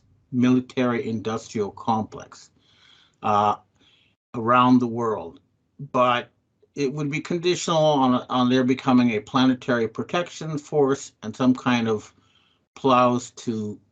swords to plowshares type transformation. Now, the only alternative, the only real alternative is for the United States to declare itself publicly bankrupt vis-a-vis the rest of the world. But that would mean shutting down U.S. military bases around the world, withdrawing U.S. troops, and it would be a sudden hard landing, like going cold turkey. But then America would be independent. They would not have to listen to what foreigners ask them to do. So that's the upside. And you can, clearly state that all the debts that that were incurred over the past 50 years by the United States corporation are not the debts of the American people. However, this will mean that you will lose access to your international credit card, which means that a lot of the natural resources, oil, other things being imported, you won't be able to pay for anymore. So again, it'll be a sharp, cold shock, and the United States will be able to recover very quickly, but minus U.S. military bases around the world. A lot of people are okay with that. However, you know, I have talked to senior U.S. military types, and they said that when the Soviet Union collapsed, you know, top generals ended up as taxi drivers in London, and they'd rather, you know, go to war than to have that happen to them. And they have a vested interest in moving forward as a planetary protection force and not backwards as a North American local army. So this is the choice that we're facing. Now, the choice that is not really viable is to allow the current system to continue. Look, everybody who's, you know, doing any real fact checking in the real world knows that the entire system in North America is dysfunctional. It's the system that is collapsing is one of Babylonian debt slavery. These people create money out of nothing, and they've done this for a century, and the result, just as you know, people like Thomas Jefferson predicted, and Benjamin Franklin predicted, is that people are now poor, and all the money is concentrated in a tiny, tiny class of Satan-worshipping, mega-rich people, and that is no longer an option. That cannot be allowed to continue. The rest of the world will not allow it to continue.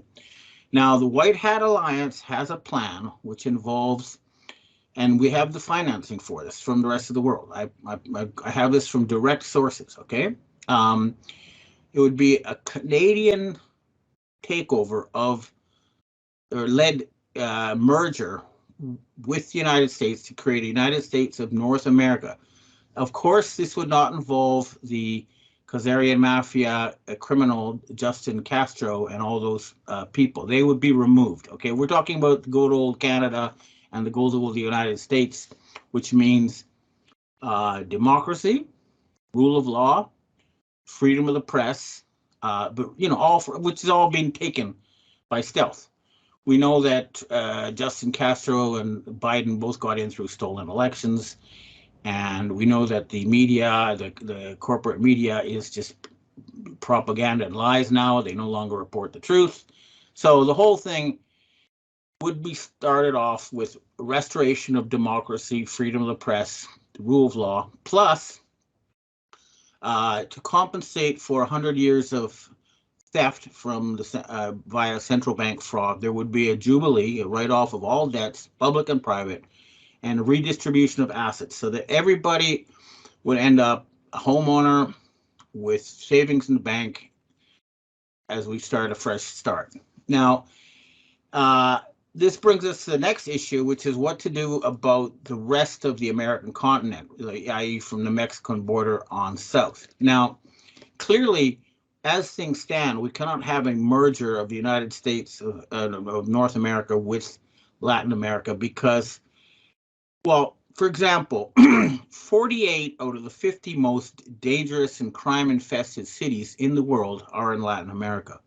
The other two are in South Africa, if I'm not mistaken. And we cannot import this cultural, dysfunction into North America, which is what's happening now as they are allowing all these criminal, illegal immigrants to cross the border unchecked.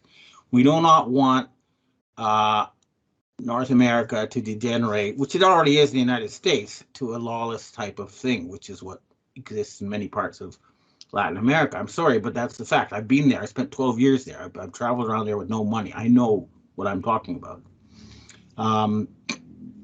So some sort of arrangement will have to be made.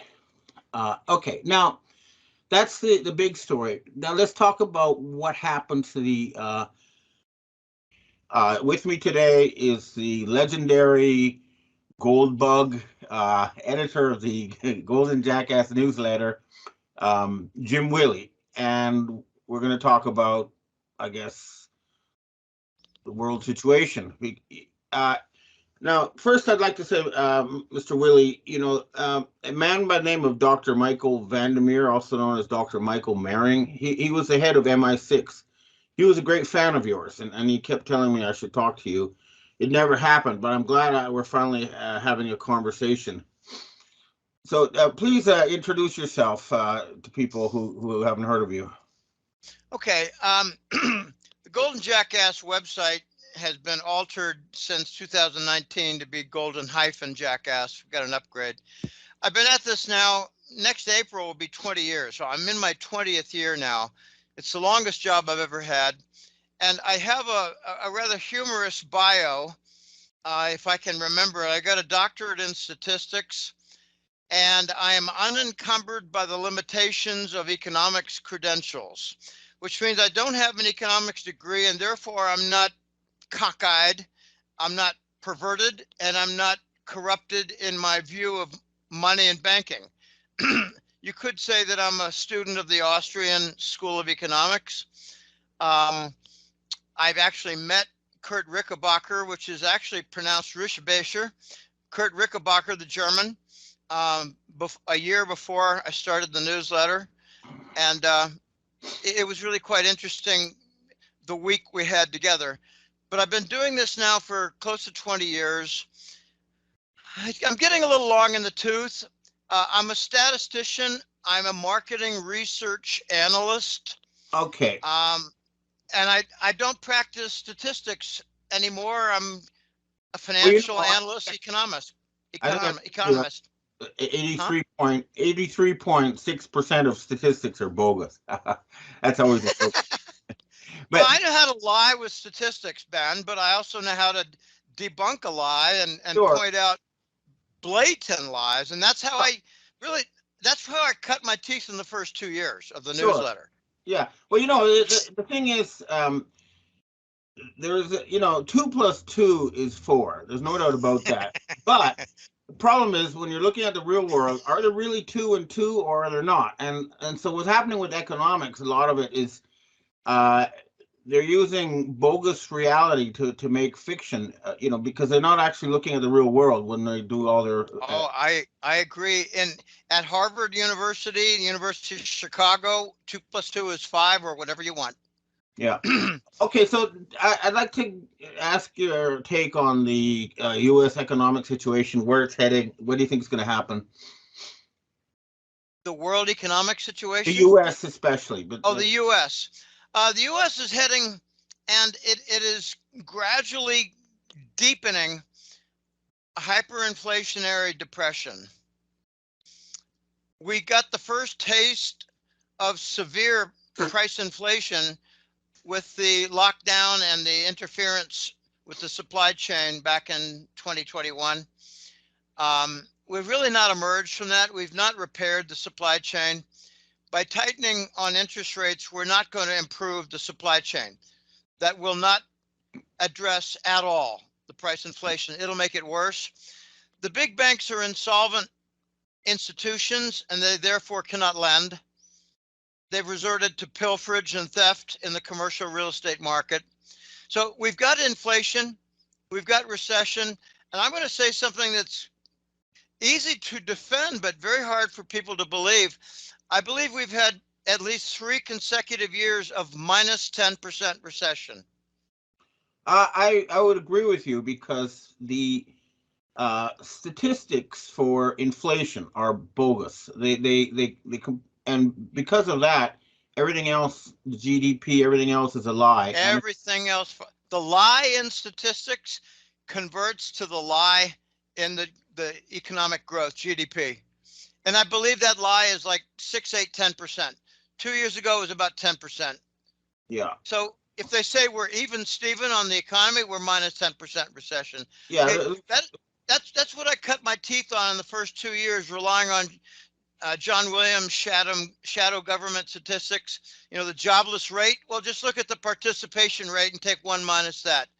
The GDP it's absolutely absurd. we're in a vicious, vicious recession, and we're not going to get out of it ever until we have a default. And I was very disappointed that the Chinese agreed to keep financing the circus in Washington, D.C.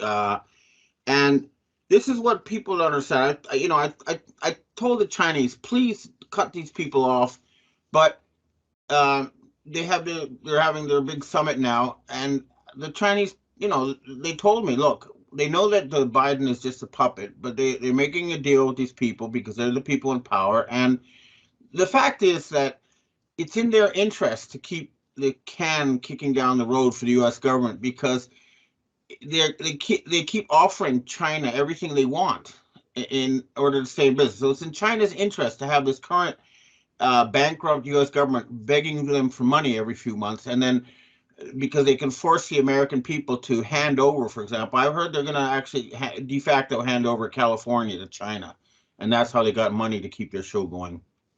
Well, I believe if they do that, they're going to put a cattle prod under the White Alliance to react.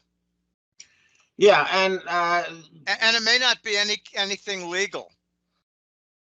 No, I mean they're selling stuff they don't own. Like they hand over control of Australia, Japan, New Zealand, ASEAN to China in the previous attempt to get money going, and then they announced some kind of new trade agreement, which basically hands the area over to China. But these countries haven't agreed to that, and well, let me offer a rather difficult question. You think China is playing along and kicking the can down the road, down the U.S. alleyway, because China needs to have the can kicked down the road, since Evergrande cannot be resolved and probably will bring down their entire financial system? Yeah, I mean they copied the Japanese system that was used after World War II until the 1980s. And that was to use real estate as a basis for their financial system. So it's a real estate-backed financial system. But they got to the point where it would take 44 years of someone's entire income to buy a house to live in. And then about 20% of the houses in China nobody lives in them because these rich people buy them as investments. And if they lend them, they become used. So it's dysfunctional. And there's no way around that. I mean, they're trying to boost other sectors of the economy, but yeah, the Chinese have this problem and they're not dealing with it yet. But they are aware of it and they are trying to.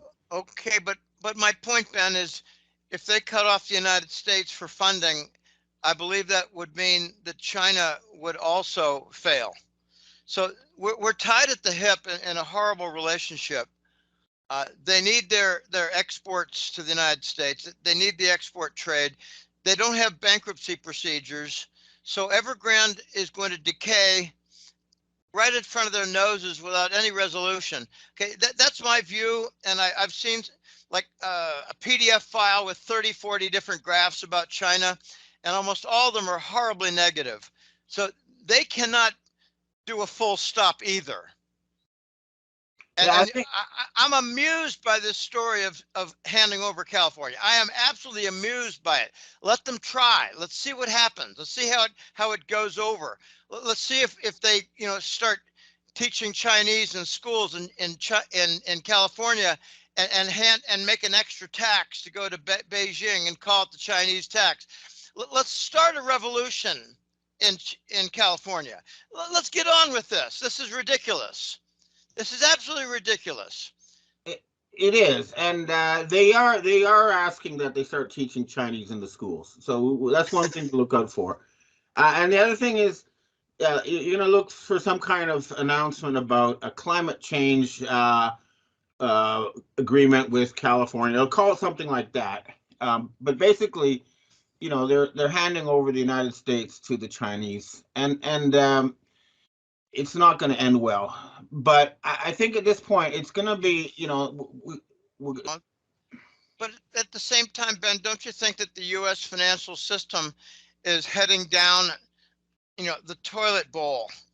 And if the Chinese keep funding something that's going down the toilet bowl, then it's kind of like jumping into a lake with cement shoes.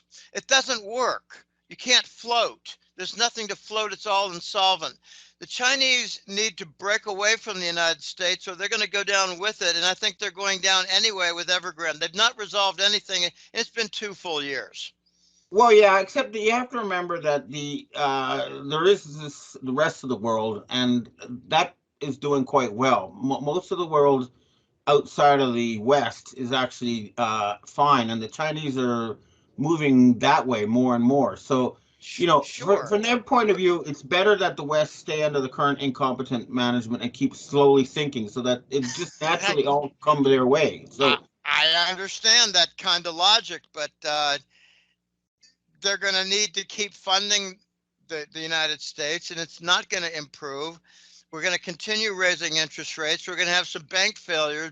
Bank of America is already in tremendous problems with just enormous number of complaints for getting money out of deposits. And, pretty soon we're going to have unrealized $1 trillion portfolio losses in the big banks. Yeah, no, they're supporting that. It's not going to work. It's not going to end well. It's like having a bad son who's got a gambling problem, and he's also got a drug problem, and he's got every kind of problem, and he's got the mafia after them, and you keep financing his credit card. You got to cut it off. Yeah, it doesn't work. A frontline reporter during the Japanese bubble, and at the time, I remember the difference between the growth in bank loans and the real economy was such that it had to be. I knew that mathematically there was 100 trillion yen worth of bad debt. And that's about $1 trillion. And the similar thing exists now. And at the time, the Americans were lecturing the Japanese. The Japanese were covering up by keeping everything in their books on the price they paid for, not the current price, mark to market. Right. And the Americans were lecturing the Japanese. You have to mark to market. And they were able to cover it up for about 5 years before the whole thing imploded. And the United States, they're doing the same thing now. They're hiding all the losses, but if you have all these loans and government bonds you bought at 0% interest rate, and now the interest rate's 5%, they're worth less than half. They're down 45%. Okay. Yes, but now we've got new U.S. government debt that's additional trillion every 5 months. If you look at the amount of debt that's increasing, you're in the situation now of crack up boom and Ponzi scheme all rolled into one, and we're not getting any results from new credit. It's an implosion that's going on right now. They're doing billion-dollar patch jobs in the middle of the night to keep these big banks liquid, and oh gosh, I just don't see any solution, and I'm amazed that the Chinese are dumb enough to keep funding when. Yeah, I mean, what are they asking? What do they want? An impeachment trial? Is that what they want for the end of Biden? They want us to get rid of him ourselves?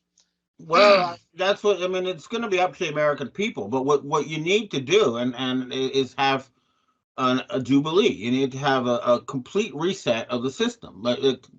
Shut down all the banks, and then the idea that I've been pushing is that you, as a part of a reboot of the system, you give everybody ownership of their current residence. Remove all the mortgage loans, and if you're in a rental place, you're going to own it. And then use government money to pay like little landladies who need the rental income. You pay them the equivalent of rental income in government money, and everybody will have no debt and own their own residence. As a way to start the system again. And then you'd have to have bean counters to go over and find out what's really exists and make sure the financial system and the real world are closely aligned. Right now, as you know, it's a giant hallucination for most of the big banks.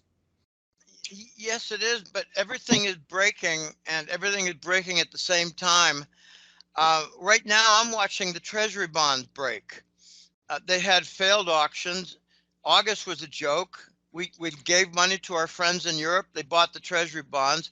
we're now having to switch over to short-dated paper in order to get any bids at all. They had a tremendous failure on a 30-year Treasury bond auction.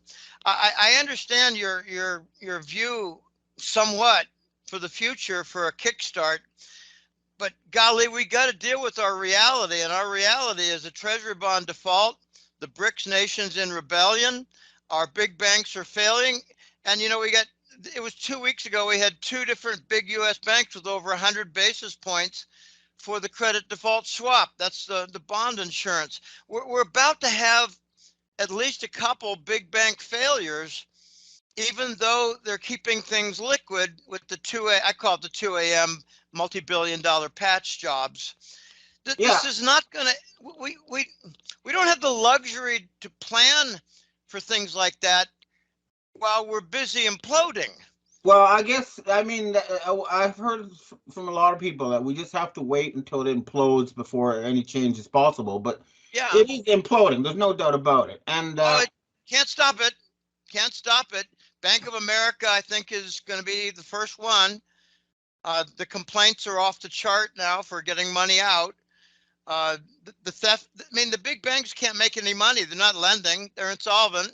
So they're resorting to pilferage of commercial property. They're not rolling over, the 7-year mortgages or whatever. I got one story, Ben, and it's from an upper Midwest $200 million property. And I know a client in Texas who's good friends with one of the 4 owners. So he had $50 million in line for this very big property in the northern Midwest. They lost it. They couldn't roll over the mortgage. That's what the big banks are doing now. They're conspiring not to roll over mortgages. Okay, this is not going to end well, and I'm just amazed that doctors aren't getting shot and bankers aren't getting shot. I'm really amazed. I have to agree with you. It's horrendous what's happening. I say they're trying to destroy everything. They're trying to destroy life. It's animals, it's birds, it's insects, and now it's people. They're trying to destroy business, supply chain, your job, small business during the lockdown. I got a friend, Ben, in Los Angeles, and he has 3 different clothing stores. All his competitor big box stores were open. He was forced shut with fines. They turned off his electricity. They're trying to and happy and obedient, and I say, screw you. So, we have to let the system implode. And I believe during the implosion, there's an awakening by the public. And I've heard that the Biden approval rating is under 10%. I'm not really sure what the white hats are waiting for. I don't think they're going to get civil disorder and civil war. I heard a long time ago that Black Lives Matter and Antifa have been defused. I don't know what they're waiting for. I think what that might be, and I don't know this for sure, they might be looking to clean up a lot more generals and admirals in the military. They might be waiting for an event like a divining rod that will definitely put you to the left or to the right. If you're to the right, you think Trump's commander in chief. If you're to the left, you're going to be looking for the Biden orders for more destruction. Have you heard about the Admiral Inish or Ishin in the Mediterranean who refused to follow orders off the Israeli shore? He refused to follow the orders, and he's waiting for the commander-in-chief, Trump, to issue orders. Okay, this is the sort of thing that I look forward to. Yeah, it's definitely, the only hope is that the military white hats finally do something. And I think they have been frozen by the fact that they also have a monthly salary that needs to get paid so that they can live. And they're worried about being cut off their, monthly stipend. Exactly. And so they have to realize that they're going to have to take control of the money-making machinery. That means taking over. I see the Fed buildings all, locked up and stuff, but that's not where it is. It's where the computers are. You have to go to the computer center. I was taken on a tour of the Bank of Japan. You have this nice old fancy building where all the Bank of Japan people hang out, and across the street there's a computer room. And I was in there once. This was a long time ago, like 7 supercomputers, and that is where the yen lives. And there's a similar thing for the dollar, and they got to find that computer center and grab it, and then they can do their military coup and still have their monthly payment. You know, that's what they need to do. I agree. When you have a problem with the bank, sometimes the answer is not with the agent talking, it's with the computer system that's in control. You get the programmers to control your computer systems. But you know, the Federal Reserve, there's a different battle going on there. They're battling for the money printing machines for pallets to send them off, you know, on aircraft to Ukraine or whatever. There's a cash issue and there's a computer money issue, banking issue. And you know, I feel sorry for the generals. If they don't obey, they're defrocked. If they don't obey, they lose their income, they lose their pensions. Well, they need to get together. They need to contact the, you know, America First. Okay, one thing I noted, Ben, I just want to pass this. When Trump had his inauguration, January of 2017, I noticed that he used the phrase America First about 15 times. And I noticed 5 years earlier, it was about 2011 or 12, right around there, I heard that in Idaho, there was a jamboree, a conference in Idaho every year. And it was like a jamboree for hot dogs, beer, and, you know, clowns and rodeo and just have a good time, maybe show off and have a contest for goats. But it was 500 dismissed U.S. military generals and admirals who organized America First. So what Trump was saying is he got recruited and hired by the dismissed generals from Clinton, Baby Bush, and Obama, and there were a lot of them, a lot more than 500. Yeah, I remember something happened though in January 2020 because all the military left the Trump administration, and I heard that Donald Trump himself went to Mount Cheyenne, and then after that we have, you know, before that they have an actor who is playing Trump, and you can tell the difference because he's white around the eyes and he had loose jowls.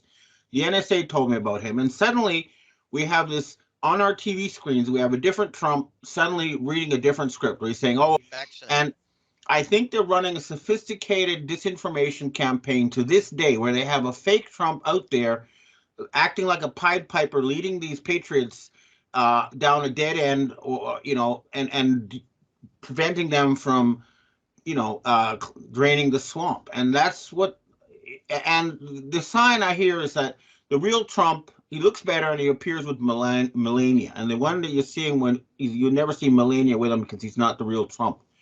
But something has to be done about that actor. And the whole fake show in Washington, D.C., where Biden and this actor are, you know, creating these endless arguments that go nowhere, January 6th to Russiagate. It's a huge circus show, and they need to unplug it. Unfortunately, the Chinese... shit show. Yeah. Shit show. And the Chinese just gave him money to keep it going, which is really pissing me off.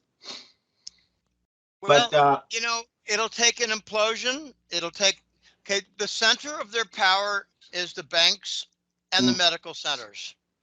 Okay, we got a two-headed fascist monster here. It's banking and it's medicine. Yeah. And right now we're seeing medicine discredited, Ben, in a very, very big way. Yeah. We're seeing the banks not discredited as much as rendered insolvent and abandonment. Okay, and here's something also I think you know, people have trouble understanding this. They don't understand why the U.S. dollar is not collapsing, and you know, this goes back to 2008 when they had the Lehman shock. At the time, what happened was the Americans showed up in China with these Ameros, these rainbow colored bills and big pallets, and said, look, we're going to switch from the dollar to the Amero, and it'll be 2 Ameros for $1. And the Chinese said, hey, we're not going to take a 50% haircut on all these dollars we earned. And what they started to do is they quarantined the euro dollars, the dollars held by people outside of the United States, from the dollars newly minted by the United States. And there's been a battle ever since. The people who make dollars inside the United States launder them through the stock market.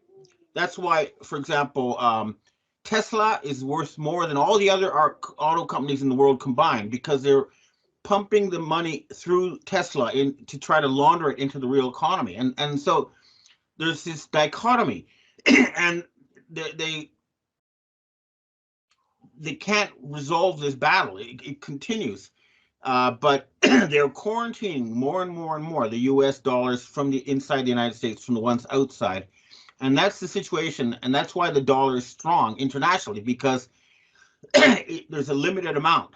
And they can only make new dollars when they actually export cars or something that really exists. Do you understand that? Do you think that's? I mean, that's what I think there are several factors at work. That could be one. I'm not too familiar with that. You're talking about the old dollars, like we had in previous conversation. The old dollars, I think, before Bretton Woods, the old, before the Federal Reserve notes came in. The old dollars are better. It's like the old dimes, the old quarters. They're worth more than the new ones. Okay, I think we're seeing now like a boycott internationally of new money from the dollar sources. Yeah. And that's why you're seeing in Long Beach, in California, you're seeing a rejection of treasury bills because it's all regarded as new printed, reeled out treasury bills that are worthless. I have a different view. I don't think it contradicts. I think it goes side by side with your point. But when foreign central banks sell the treasury bond, they're vacating their dollar reserves, and therefore their currencies go down.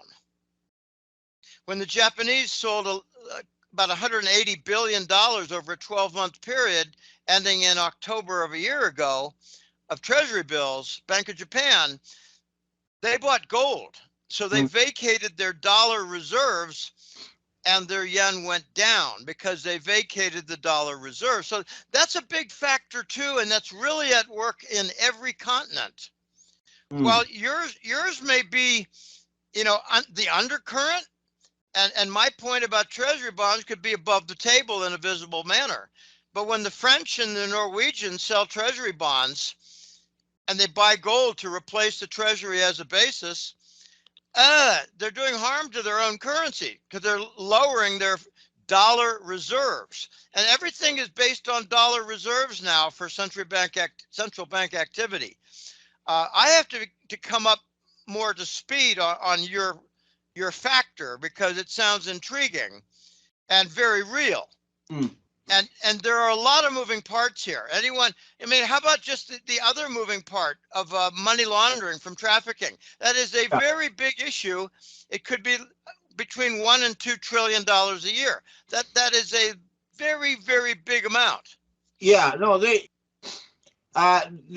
definitely. I told British intelligence too. Look, if you want to confirm that they've put in a double for Charles, is to ask his actual children if that's him or not. And but there are people behind the scenes who are aware of this in the British establishment, and I'm hoping they're going to take more action. But yeah, I mean, right now we're seeing so many doubles and fakes. We have a fake Pope now, and we have fake King Charles. We have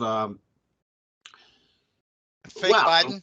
Of course, fake Biden. It's hard to know if there. We might have a fake MBS Mohammed bin Salman. That could be a fake. Oh yeah, after he arrested many of his cousins and other members of the royal family. Half brothers. Yeah. Remember Trump? Okay, it was the October 2016 CNN debate. And about 2 days later, Trump actually said, the woman with whom I debated. He said he didn't call her Hillary. Okay, that Hillary, the real Hillary, I've got the before and after. I got a big collection of, I don't have a Ben Fulford before and after, but I hope I don't ever have to do that. But I call it the hag versus the new makeover. Right. And there's easily a 35-year difference on that. The old one is an actual hag. Yeah. I mean, bags under the eyes, double jowls, and she looks the part. She must be 80 by now. By the way, I just saw a new picture in Abu Dhabi of Hillary, and she's got like an earring on a part of her jowl that accidentally fell off. Right. Why don't they expose them in public? Why don't they have someone walk up to them like, remember Muhammad Ali grabbed the toupee of Howard Cosell and started running around on stage? We need to do things like that. Yeah, we do. we need a Muhammad Ali to do that. Well, Someone they who's had that, bold enough. you remember that Biden was meeting the British Prime Minister Cameron, right? And they're in front of the press, and the Biden said, "Yeah, I used to be on this TV show called whatever," and then Cameron says, "Who are you?" And Who then the bloody hell are you? Who the room, bloody hell are you? That was his quote. And Yeah. his name was Arthur Roberts. Yeah. Arthur Roberts, a B movie. Yeah. I was all over that story. That was a year and a half ago. That was a beautiful. Who the bloody hell are you? That was, I think it was Boris Johnson, though. I'm not sure. I think it was Boris. Anyway, we need to unmask. I love that word. We need to unmask these masked people. Yeah, and someone will need to grab the Is that Pope's part of the rubber plan, mask. do you think? Are they going to do that? Are they going to rip the mask off Biden? Are they going to rip the mask off Hillary? I mean, there are many more that are running around with a mask, and we might even have a good guy with a mask on named Elon Musk. Yeah, I mean, what I heard, getting on to the subject of Elon Musk, the P3 Freemasons, these are people who put on black masks to cover their faces, and they give the orders to the Vatican and to the mafia. They told me, look, we're all in our 80s, and we're handing over to Musk, right? So he's a faction in these secret elites that I think are relatively good, although the problem with Musk is that he's pushing electric cars, and electric cars are a lousy technology. Here in Japan, and a sign that something has happened fundamentally, Toyota has announced a whole line of hydrogen cars, because that's technology that's going to completely, upend the entire blow away electric vehicles. And I think can't China sustain themselves. Go ahead. Yeah, no, I was given an invoice. I was shown an invoice for an electric car that would run 70,000 miles, and it cost $50,000, but to replace the batteries after 70,000 miles would cost $30,000. It's ridiculous. Unbelievable. And the Chinese went all into this battery technology. They completely switched over their automotive system to that. Dead end. But it's hydrogen, and the Japanese have started producing the hydrogen, and that's going to change everything. So something is happening. A new global leadership position for Toyota. Here we go again. Okay, you know the old argument. You need 500 tons of ore in order to produce one lithium battery. I mean, this is absurd. Yeah. Absolutely absurd. It's a dead end. But I've been talking about hydrogen cars, Ben, for 2 years, and I think I got it right. Yeah. Well, we'll see. But something is happening. But again, what we're dealing with are these hidden controllers like the P3, and we have to expose those people. And I've been trying to do that. So, the forensic trail, whenever I actually meet these type of people, it always goes back to Switzerland. It goes to the area around Lake Geneva, where you have the WHO is headquartered there. The UN stuff is headquartered there. The Bank for International Settlements is nearby there. It's these people hang out around Lake Geneva, and that's where we need to take action. And I've heard the Swiss are on the case, but it's like when you're fighting an octopus, you wrestle with the arm, but you need to go for the head. And that's what we're trying to do. We're trying to find who the controllers are who are putting these actors on our screens and giving us this fake show. But I think we're almost there. I think we're almost there. And what I heard from, it was one of my colleagues, and I called him the voice because he was so influential and knowledgeable. It was 10 years ago. We parted ways. He's got all kinds of non-disclosure agreements. But he told me in 2012 and 13, Ben, that the White Hats are going after the middle level cabal. And he told me in 2017, they've eradicated 80% of the middle level cabal. So they've left the cabal with a bunch of heads and a bunch of foot soldiers. And they cannot get everything done. So I think what they're doing is they're working their way up. If you want to make this a military analogy, they got rid of all the lieutenants, all the sergeants, all the captains, and now we're dealing with the majors, colonels, and generals.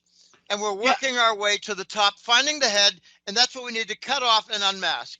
I was told by the military something similar, is that when you're attacking an enemy, first you find their front positions, their scouts, and then you just work your way up until you finally get to the headquarters, you know. And they're doing it in But a also military... the ammunition, the ammunition, the depots, you get them too. Yeah. Well, you know, hopefully this will happen soon, but I don't know if, you know, like, if it's going to be the Donald Trump supposedly in Mount Cheyenne, or I personally, I like what I see with Colonel Douglas McGregor. Have you been following his work? Oh, absolutely. I've been told that he will be in charge of the highest level tribunals of U.S. military generals and admirals. I mean, that'd be pretty, that would be an unprecedented event.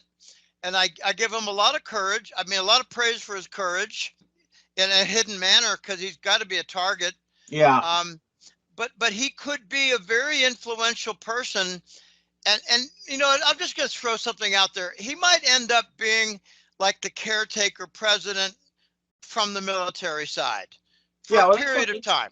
You know, the military tell me, look, military are not good at running governments. That's what they've learned. But what I've told them is, the military, what they can do is they can go in, they can clean up all the criminals, arrest all the, and restore democracy and rule of law, and give control of the money back to the people. And then they can go back to their barracks. And that's what they need. Will also be in charge of the voting.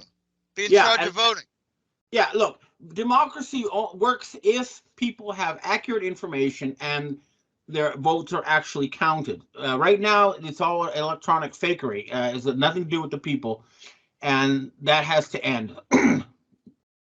I call it ambassador. He got an endorsement from Ambassador Dominion. we need to cut Dominion, get him out of the room. Ambassador Dominion. You know, have you seen the logo on Dominion? No. It shows kind of an S, and on the top it's red, and on the bottom it's blue, and then it says, "We change the way you vote." Yeah, well, that's you know. That's very clever. It's kind of like a hold up, you know. Yeah. Hold up, holding things up so you can get progress, or hold up for a robbery. Okay. The U.S. language is, I mean, English language is very versatile. I like the military not to run things. I like it to conduct tribunals and to run the elections, and maybe get in there and do some forensic financial analyses.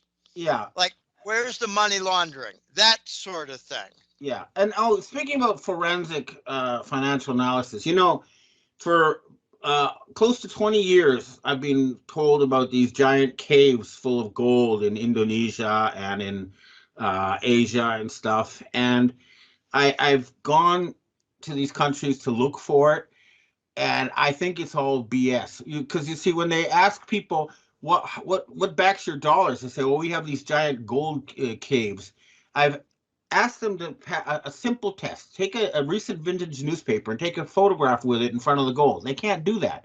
And I talked to for example, a Japanese retired head of a major financial institution. He spent 20 years of his retirement using old Japanese military maps to look for gold that was supposedly in the Philippines. And in those 20 years, with the actual Japanese military gold maps, the total he found was like 1 ton. Not these thousands of tons they talk about. And, you know, in Indonesia too, you keep hearing about it, but nobody can provide the proof. I think it's a BS story that they pulled out when they ask people, what's backing your dollars? And I just haven't been able to confirm this gold exists. I've heard that Trump has recovered a couple, I call them troves. If they're giant, I call them a trove. I heard Trump has recovered 2 or 3 troves and Fort Knox. He wrestled it back. There was some, you know, battling between, you know, troops guarding whatever. I've heard Marcos has a tremendous amount. There might be 5 different mountain vaults. Yeah, you keep hearing it, but again. I know, but I've seen some paperwork too, Ben, but I'd like to see pictures. I was curious about, are there any pictures of the big tunnel between Istanbul and Jerusalem. There was supposedly 100 miles chest high of gold valued at $1 quadrillion. I think, well, that's all very nice. It sounds very nice, but much more real is the 750 plane loads, Hercules plane loads, that were vacated out of the Vatican. And I think it went to Greenland. I did see lots of pictures of mummified popes covered in jewelry and stuff that were taken out of the Vatican. That's for sure. But but the point is this: that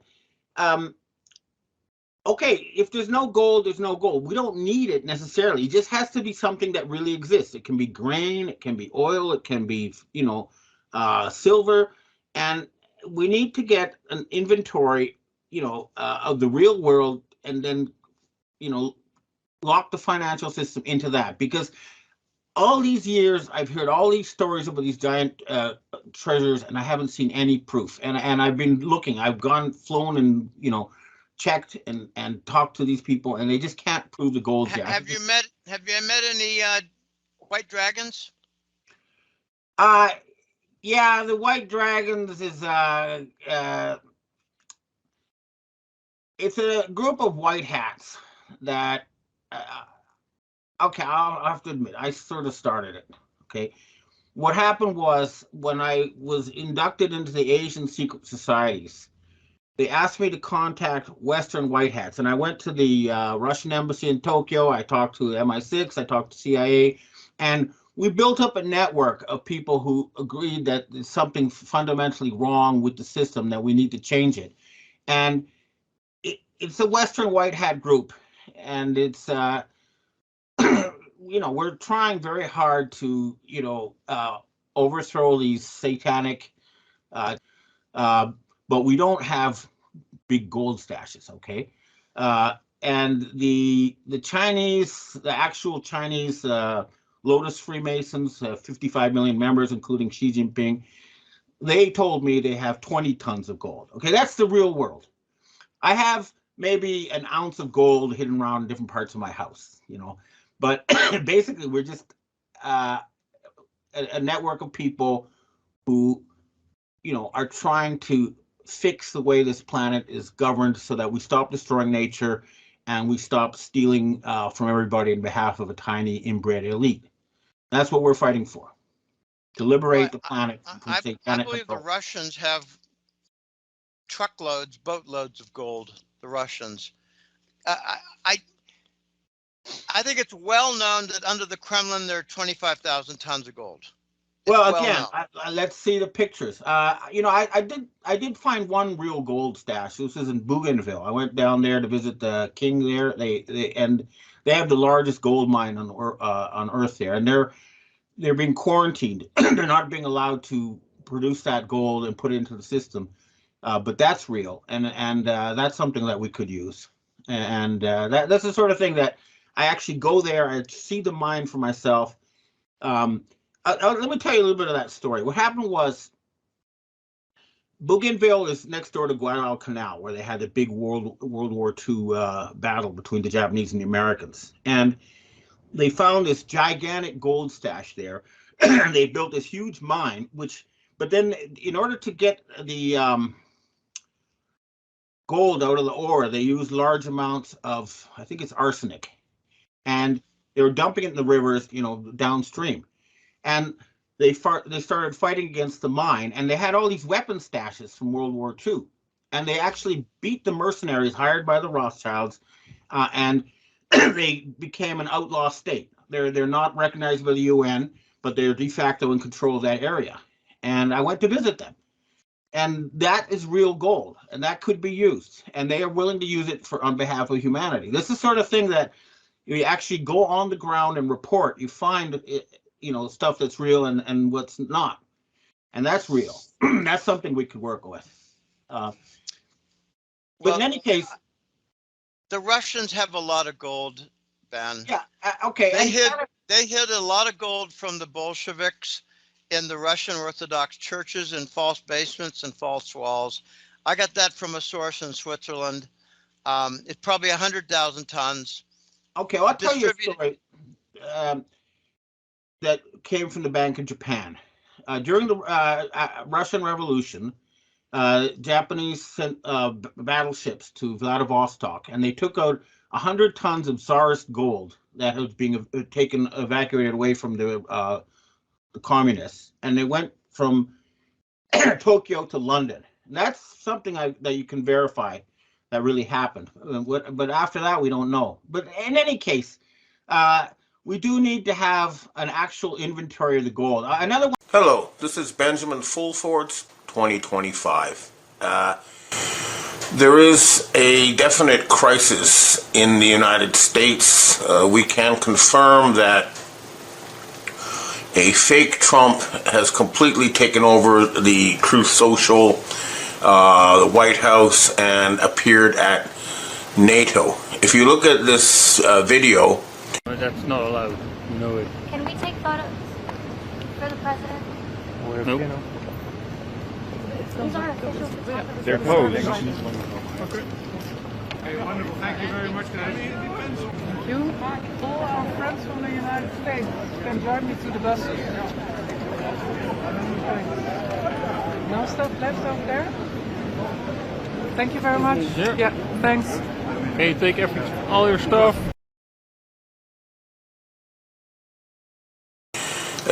You can see that Trump is about the same height as the Queen of the Netherlands, and she is 5'10". According to Trump's own medical records, after his recent checkup, he's 6'3". So we definitely have a serious last-minute attempt by the Zionists to control government, and they definitely control whoever's in the White House pretending to be Donald Trump. We asked our people at the U.S. Space Force and the Defense Intelligence Agency and our other sources to try to find out what happened to the real Trump, but we can confirm that this fake, who's showing up and asking people not to persecute, or asking the Israeli government not to press corruption charges against Benjamin Netanyahu, which is ridiculous. I mean, the man is a war criminal, not to mention just a common criminal, and to have the U.S. president try to interfere in the justice system of another country is ridiculous. Now, the other thing that is obvious is that all the reporting on Iran has become incredibly fake, and it started with Ayatollah Khamenei making a speech saying, "We almost destroyed the Zionist regime, so now we're going to stop." That's not what I'm hearing from my own Iranian sources. My own sources are telling me that Khamenei is no longer in power, so he's being used in the Western media to make it look like Iran has stopped attacking Israel. But our own sources in Mossad and the Iranian sources say that they are definitely still going to keep attacking Israel until it stops its, genocide in Gaza, and basically they want to replace that racist country with a new country called Judea, which would allow all the residents equal rights. It would be but anyway, that is going on. Now, the other thing that's not in the news in the West is, and this was sent to me by the Iranians, is that Azerbaijan, the country north of Iran, allowed Israel to use its airspace to attack Iran. For that reason, a massive missile struck Azerbaijan. I'll try to get a link to the video of that. So that has expanded the attack to some extent. Now, the other thing is the Iranians are now posting videos of a bunch of F-35s that they claim they shot down, and it's clear that Israel now has no defense. However, and this is where it's getting really complicated, according to the French journalist Thierry Meyssan, Iran has an oil pipeline connected to Israel, and they're supplying Israel with oil, and this was continuing throughout this, staged war. Not only that, the Russians and their official news agency TASS are saying that the Russian work helping with the Iranian nuclear program continued throughout the so-called attacks. But we can confirm that more than a third of Israel has been destroyed. I mean, the houses in Tel Aviv and Haifa and other towns are being demolished, and the citizens are trying to flee, but the government is not allowing them to. So I've been asking my military contacts, and I'd like anybody watching this video to do the same thing, to say, look, it is now obvious to a huge majority of the people that the politicians we're watching on our screens are traitors. When you have 85% of Americans said that the United States should not attack Iran for Israel, and yet we have all these politicians waving Israeli flags saying we got to attack Iran and cheering the attack on Iran. That shows that they don't work for the American people. They are almost certainly blackmailed traitors. So it's just a question of arresting a few hundred people, mostly members of Congress and politicians in the West, and probably compromised top brass. But I am asking my own military connections, and I'm asking everybody watching to do the same. Look, the fact is the current regime is not going after the Epstein Island criminals. They're not going after the torturers, and they still control many of the G7 governments. So, you know, we need to get something done. But, you know, my own military contacts do say that the military refused orders from Pete Hegseth and the fake Trump to further attack Iran, that they were forced to back off. They had no choice.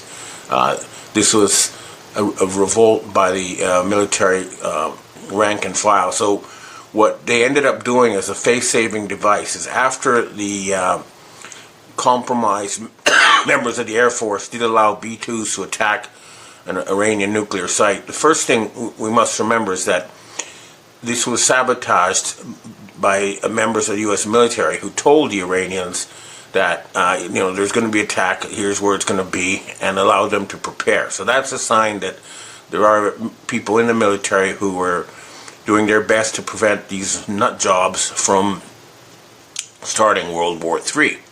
Now, the other thing was that they, you know, allowed Iran to retaliate by attacking the U.S. Air Force base in Qatar, and they also told the Americans in advance. So what this means is that officially the United States attacked, Iran retaliated, and that's it. It's over between the United States and Iran. But it's not over between Israel and Iran. That is still going on. And I heard that from MI6 that the Iranian military has taken over the government, and they've realized that there's a nest of Freemasons, you know, who took over, you know, their government as well, as part of this insane plot to start World War III with Gog versus Magog. Now, the other thing I've been told by my military contacts is that the people behind the fake Trump are desperate for money, and they were hoping to use this, you know, attack on Iran to get their hands on Persian gold, which is what they need to pay off their debts, and they didn't. And so now I've been warned by U.S. military white hats that they're going to plan some kind of nasty provocation with China. Again, this will be very dramatic, and it'll seem like World War III, but it's a bluff. They know very well they would lose completely if they really tried to fight a war with China. However, they might do something dramatic, like take out some Chinese satellites or do something pretty over the top. And this is another reason why we need white hats to take action. Now, if that's not enough, I think people also need to remember that the people now in power in the West I'm asking everybody with military contacts to ask them why these bribed criminals are still running our government, and to force from the rank and file up to the top where all the corruption is located to remove these people. They don't hold elections in the West anymore. I think there were, in the 2020 election, there were 52 million more voters than there were registered votes, people registered to vote. And this is also, this is not just the United States. Canada also basically stole its last election. And this has been going on in South Korea and Japan for a long time, although that may be about to change. I'm hearing that the puppet regime in Japan is being removed, and there's some kind of move with South Korea too. I expect that North Korea will take over there. They will join the peninsula, but the main point is that they're no longer, these Zionist wackos are no longer in control of East Asia. That means Taiwan, South Korea, Japan are not going to obey the fake Trump. And this is not just speculation. This is public announcements by the Japanese government that they're not going to meet the U.S. Delegates to talk about increasing military spending. They're basically saying, no, we're not going to fork over any money to you criminals.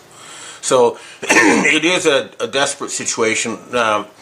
We also saw this NATO summit where they promised 5% of the budget would go to the military 10 years from now, but they don't have money here and now, and they didn't pledge anything immediate because they don't have it. And Zelensky, the dictator, or the TV character pretending to be dictator of Ukraine, was being snubbed all around, and that whole fiasco is blowing up in their faces. They don't like to talk about it anymore because it's basically over. They lost, and so they're trying to pretend they didn't, but they did. So again, we're dealing with a terminally corrupt system, and the fact that they did not release the JFK files, they did not release the Epstein files, shows that almost the entire public political spectrum in the West, and that includes Canada, the United States, England, has been taken over by satanic gangsters who control through bribery and blackmail. And this is continuing. So we need to take action. We can't just sit and watch this show forever. And if you just, they're right now, for example, they're trying to put out this false narrative that Israel won a huge victory against Iran, and that the bombing totally destroyed the Iranian nuclear program and everything. But if you look at any comments that aren't censored under any news site, you'll see that nobody believes them. So we have now a critical mass of, I'd say 80% of the people understand that we have a fake government run by pedophiles. And so it's up to the military and the police now to go up the chain of command, and it's just being removed. And this is the situation we face now. I will try to get more information to you as it comes, but we need, first of all, to find out what happened to the Trump who was elected. The tall one was Melania. He's missing in action, so that should be a high priority for the U.S. The real intelligence people, is to find out where he is and bring him back and remove this fake Netanyahu supporting clown that we're seeing all over our screens these days. That's not Donald Trump, and we need to find him. And if he's not there, then clearly some kind of military emergency has to be declared because the commander-in-chief is missing. That's the reality we're facing. So overall, though, Israel is being destroyed. That's still continuing, and no amount of fake news is going to cover that up. You cannot hide reality forever.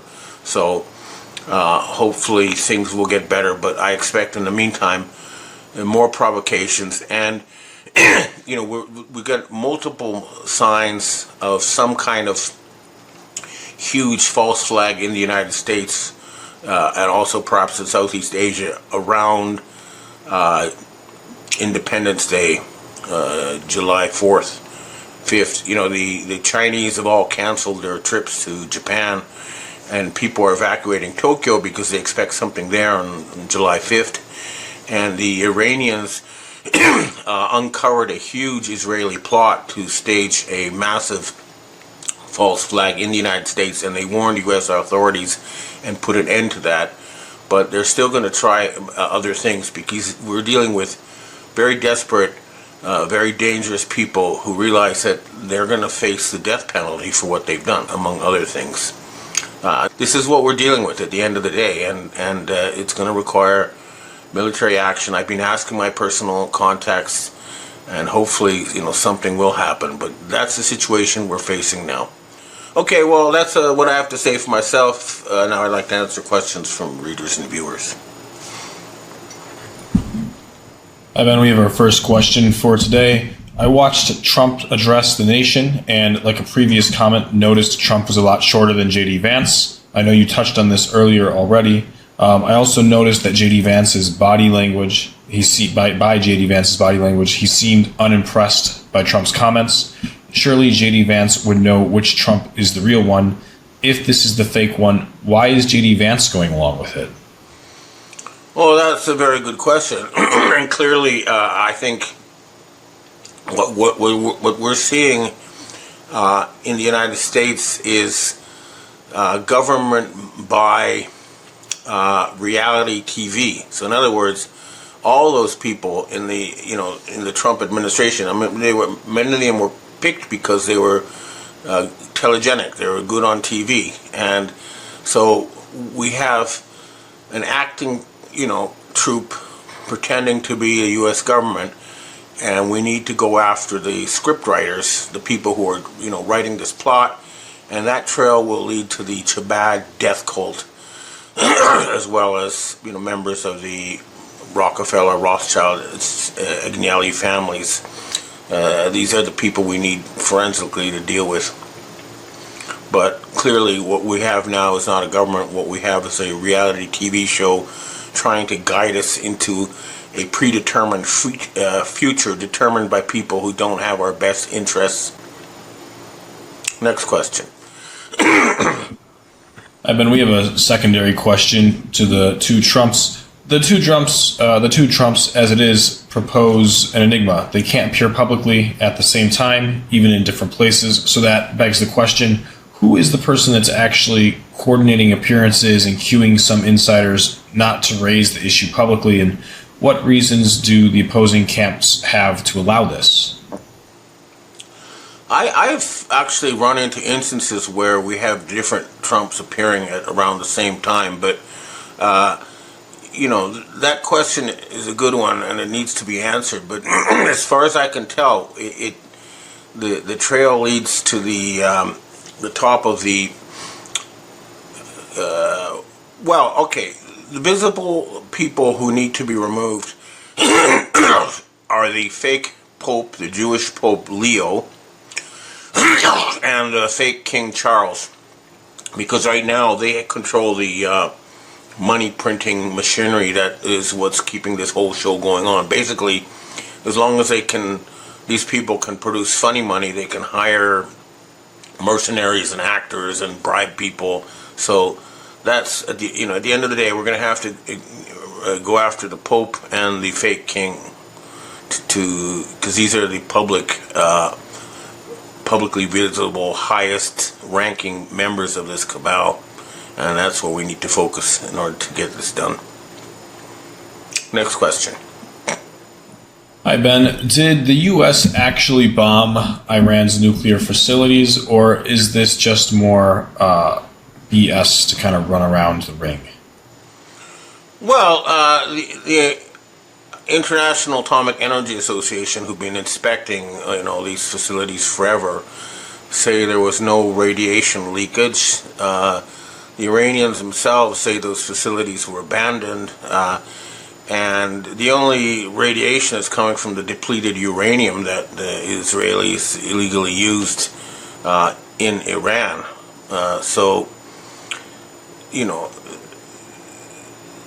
they did not bomb the facilities, and I've been told by my Iranian sources, and it's also in public, they have withdrawn from the anti-nuclear treaty, and they did a nuclear test. So they already have a nuclear weapon. They have a bunch, and they have missiles to deliver them. So this attack was fake. Or it wasn't fake, but it didn't accomplish anything. That's the U.S. military saying that. Next question. Ben, I saw a source which said that the Canadian Governor General asked for a recount of all Canadian ballots and that Poilievre had won 6 more ridings and that made Carney no longer RPM. Also, that she had approved the removal of Saskatchewan, Alberta, and BC from Canada. I have not heard this anywhere else. What are your thoughts? Well, Mark Carney has proven himself to be a traitor by, for example, supporting the attack on Iran, which has nothing to do with Canada, and the G7 meeting he held was a huge flop. He was offered a chance for Canada to propose a future planning agency to replace the BIS, the IMF, and the World Bank structure, and that it would have $100 trillion financing as well as backing from the BRICS and the large part of the military and the intelligence community, and yet he refused to act on it. And he has not nationalized the Bank of Canada. If he did that, then Canadians would no longer need to pay income tax, and we would have no more debt. But he's continuing the system of Babylonian debt slavery. So I hope this is true. I'll try to find out, but we definitely need the military to remove these corrupt and compromised politicians in the UK, in Canada, and the US, and probably Australia and New Zealand as well. The Anglo-Saxon political system has been hijacked by a Satan-worshipping gang known as Chabad, and this is not deniable at this point. So we do need action. I hope it's true. I'll try to find out.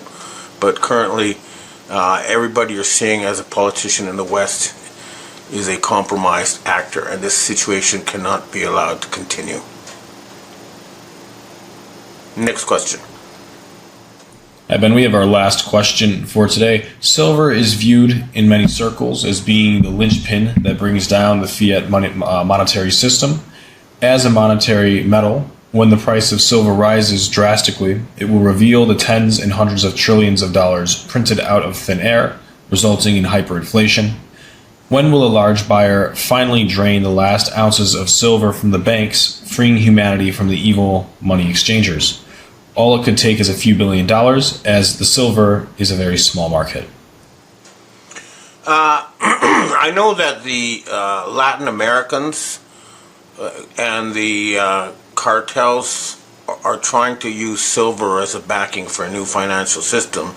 They also promise that they will, take all the money that they have in warehouses from the drug trade and offer them to the future planning agency for humanitarian projects.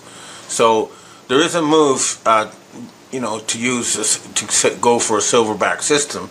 And the advantage of silver over gold is that a lot of the silver is controlled by Latin America, whereas most of the gold is controlled by Asians. And I believe that it was the silver lobby that prevented the Asian Pope Tagle from becoming, or the Archbishop Tagle from becoming Pope, and they offered silver to Latin silver instead of Asian gold to back the financial system. So let's see. But yeah, the fact is that they found these ancient cuneiform documents going back thousands of years that show that the amount of silver needed to buy a certain amount of grain is the same as thousands of years ago as it is today. It holds value, whereas the fiat dollar is like 1% of what it was 100 years ago. It has no value. So I think we're headed towards a new reality-backed financial system, and silver will have a major role. but I don't know exactly how it's going to play out. Okay, well, that's what I have to say for myself today, and I hope to see you again next week after the Canada Day and the July 4th celebrations, and hopefully they won't be able to carry out. Japan did try to become independent around 2010. The Democratic Party of Japan was in power, and the American puppet, the LDP, was out of power, and they were, trying to forge an independent, national policy, and they were going to stop handing over Japanese money to the military-industrial complex. What happened was, of course, that Japan was attacked on March 11th, 2011. A nuclear weapon was, 5 nuclear weapons were buried in the seabed, were drilled in the seabed. And, they caused Fukushima, hit Tokyo next, and so the Japanese government caved and agreed to install the puppet Abe. Now, people were in the room with him at the time when the election was stolen that made him prime minister. And the first thing that happened was he was brought over to Davos in Switzerland to speak before the whole Davos crowd. And in his speech, he bragged that China was like Germany before World War I, and that it was about to be attacked by everybody and, split up into several countries. He made open threats. He read a Davos script.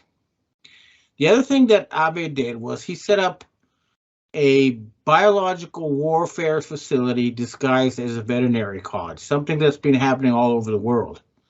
And so he was a war criminal. There could be no doubt about it. I say past tense, we shall see. It's interesting. I was just, sending a message to his wife yesterday about something unrelated, but clearly this is a move that will have a lot of repercussions. It's also interesting that it's happening while the G20 foreign ministers are meeting in Indonesia to discuss, hopefully not the usual nothing, but actual fundamental changes to the way the planet is run. In particular, the United Nations Security Council. Now, the 5 permanent members of the United Nations Security Council are France, England, the UK, United States, and China. I'm sorry, did I mention Russia? Russia, France, England, United States, and China. And 4 of those 5 are Western. And that's not the composition of the people of the world. So what's happened is we've had everybody come out from the rest of the world. Okay, so the Prime Minister of India, the Saudis, the Indonesians, the Africans, everyone's saying, enough is enough. And there's a world boycott going on now against the G7 group. And the Russians have been forced to side with the rest of the world, because they realize that the people who control the G7 countries are Nazis. They are bent on genocide. They are incompetent. I mean, any look at what's happening in the United States will make it obvious that we're suffering from a systems failure. We're suffering from a regime failure. We have a group of criminals, obvious criminals, who have seized power. Now, the other thing we need to point out at this is that a lot of the problems are now pointing towards the Vatican and the so-called Pope Francis. When I say the so-called Pope Francis, you got to remember the real Francis was out there. He kind of solved a 1,000-year rift with the Russian Orthodox Church. He was the first pope to go to the Muslim world. He was really a very powerful and dynamic man who was trying to unify humanity. And then he was replaced. Remember, he disappeared, and for 2 weeks, instead of appearing at the window of St. Peter's, a hologram, an obvious hologram, was there. And then later, the man pretending to be Pope Francis was caught adjusting his rubber mask. There's a video of it. So the person who is now pretending to be Pope Francis is a fraud. And I asked the Peace-Free Freemasons who controls them, and he says a bunch of Kabbalists. It's their name for Khazarian mafia. They are the world's worst criminals, and an international campaign has clearly begun. The Georgia Guidestones being blown up was a sign that the plan to commit the removal of Boris Johnson means that we can now expect England to openly break from the NATO nonsense about the Ukraine. And in the Ukraine, I believe that the Ukrainian generals will remove the fraud Zelensky, and something's going to happen. I think something very, very big is about to happen. If things are going according to the alliance, the World Alliance's plan, then Europe will be unified. So from Lisbon to Vladivostok. That means Europeans will be able to have, country houses in Siberia, and it'll be a very good thing. It'll be an end to constant war and strife. It's something the Russians have always wanted. When the Soviet Union fell, said, hey, okay, well, now we can join NATO. And they said, no, why not? Well, because we need an enemy? Well, it's because the Khazarian mafia hate the Russians because they're genuine Christians, and they have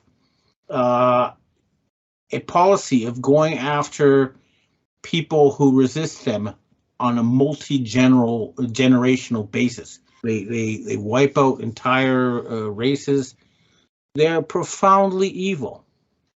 Now, the United States of America, too. Okay, you want to see a difference between the United States and Mexico? Look at the people, okay? The Spanish intermarried with the locals, and we have today's Mexicans.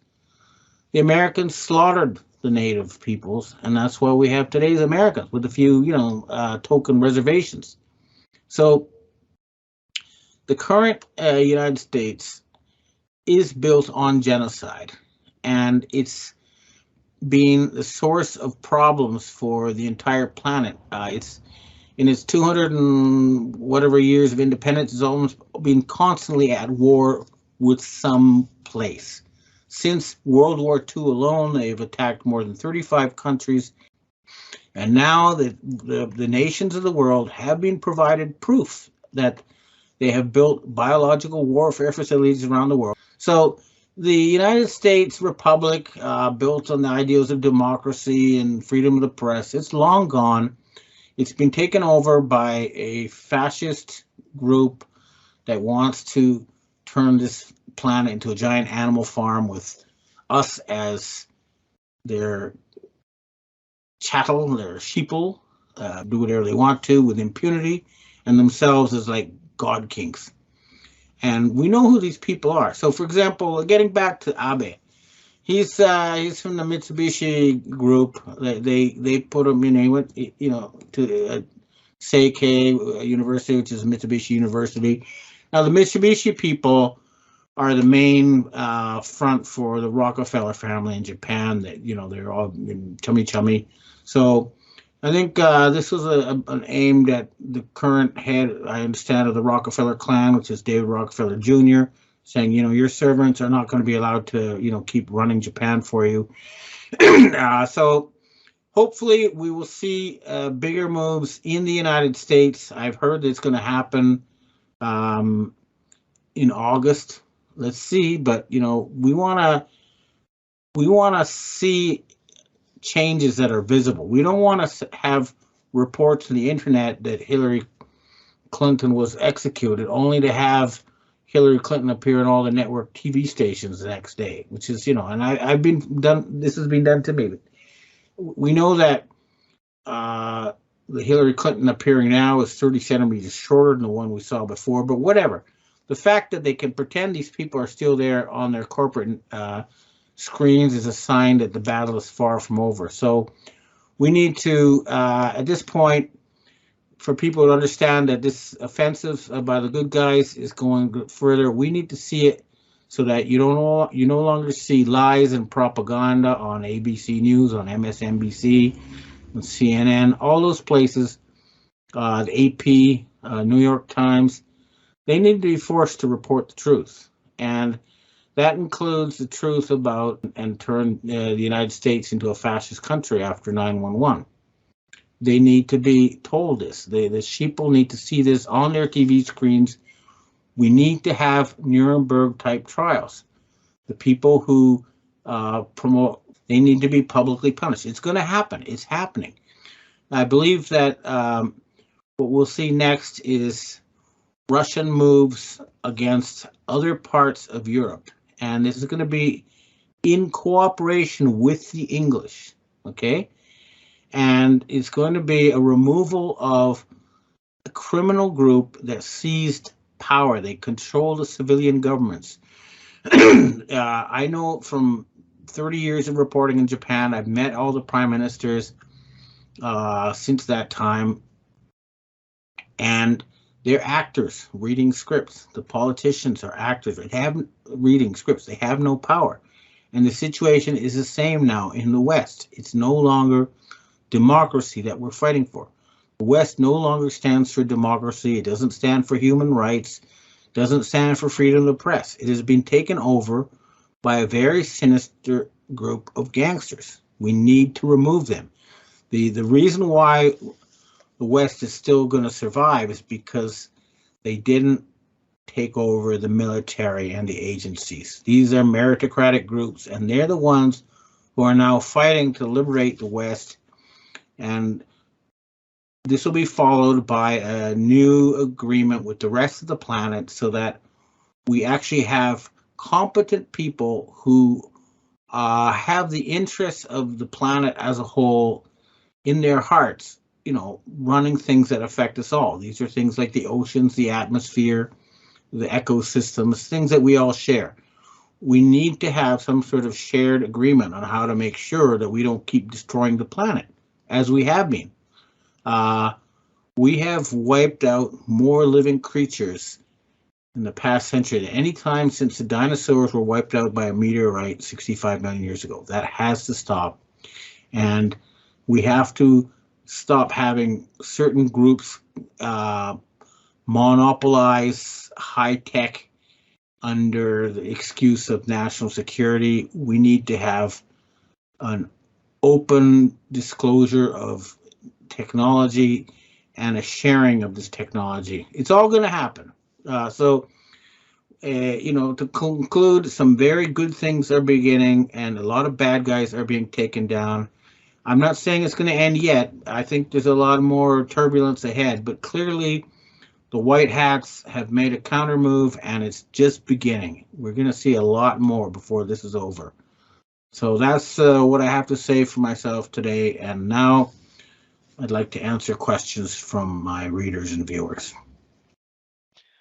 And then we have our first question today. This is obviously a very recent question. And although it's still currently breaking news, who do you believe shot the former Prime Minister of Japan, Abe Shinzo, today? In your opinion, would it have been a black hat or white hat operation? And does this attempt on Abe's life in any way shift the balance of power? Well, it was a former member of the Japanese Self-Defense Forces and the Maritime Self-Defense Forces, so an heir to the traditions of the Japanese Navy. Since Abe was an open Nazi and he was building, trying to build biowarfare facilities and start a war, I would say that this was a white hat operation by Japanese patriots who want to make Japan independent again. But the man has been caught and he's a member of the Maritime Self-Defense Forces, so clearly we're seeing some kind of military move against the civilian government here. and I expect there'll be a lot more happening before this is all over. Next question. You touched on this briefly, but things are looking more positive now. However, there's still the question to be asked regarding reputable news sources.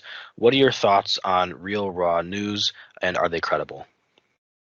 Well, I've heard from some actual CIA sources that they are credible, but I know they have some kind of little blurb saying that this is all a fiction and a parody site, but I didn't know that. But when I had my previous blog at benjaminfulford.com, not benjaminfulford.net, that the WordPress hosts had a similar thing there saying this is all fiction and satire, and this is apparently weasel words put in by lawyers to prevent lawsuits. Now, the only thing about Real Raw News is that I've contacted them directly. They haven't gotten back to me, and at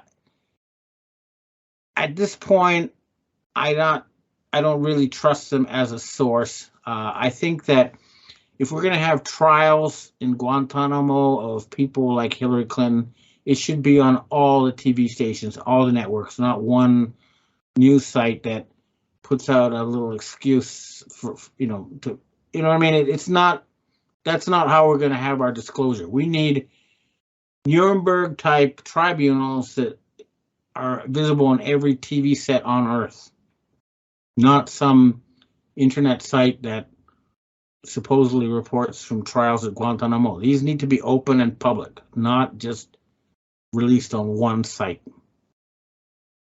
Okay, next question. It appears as though Justice Roberts has flipped/repented. Do you have any information on this?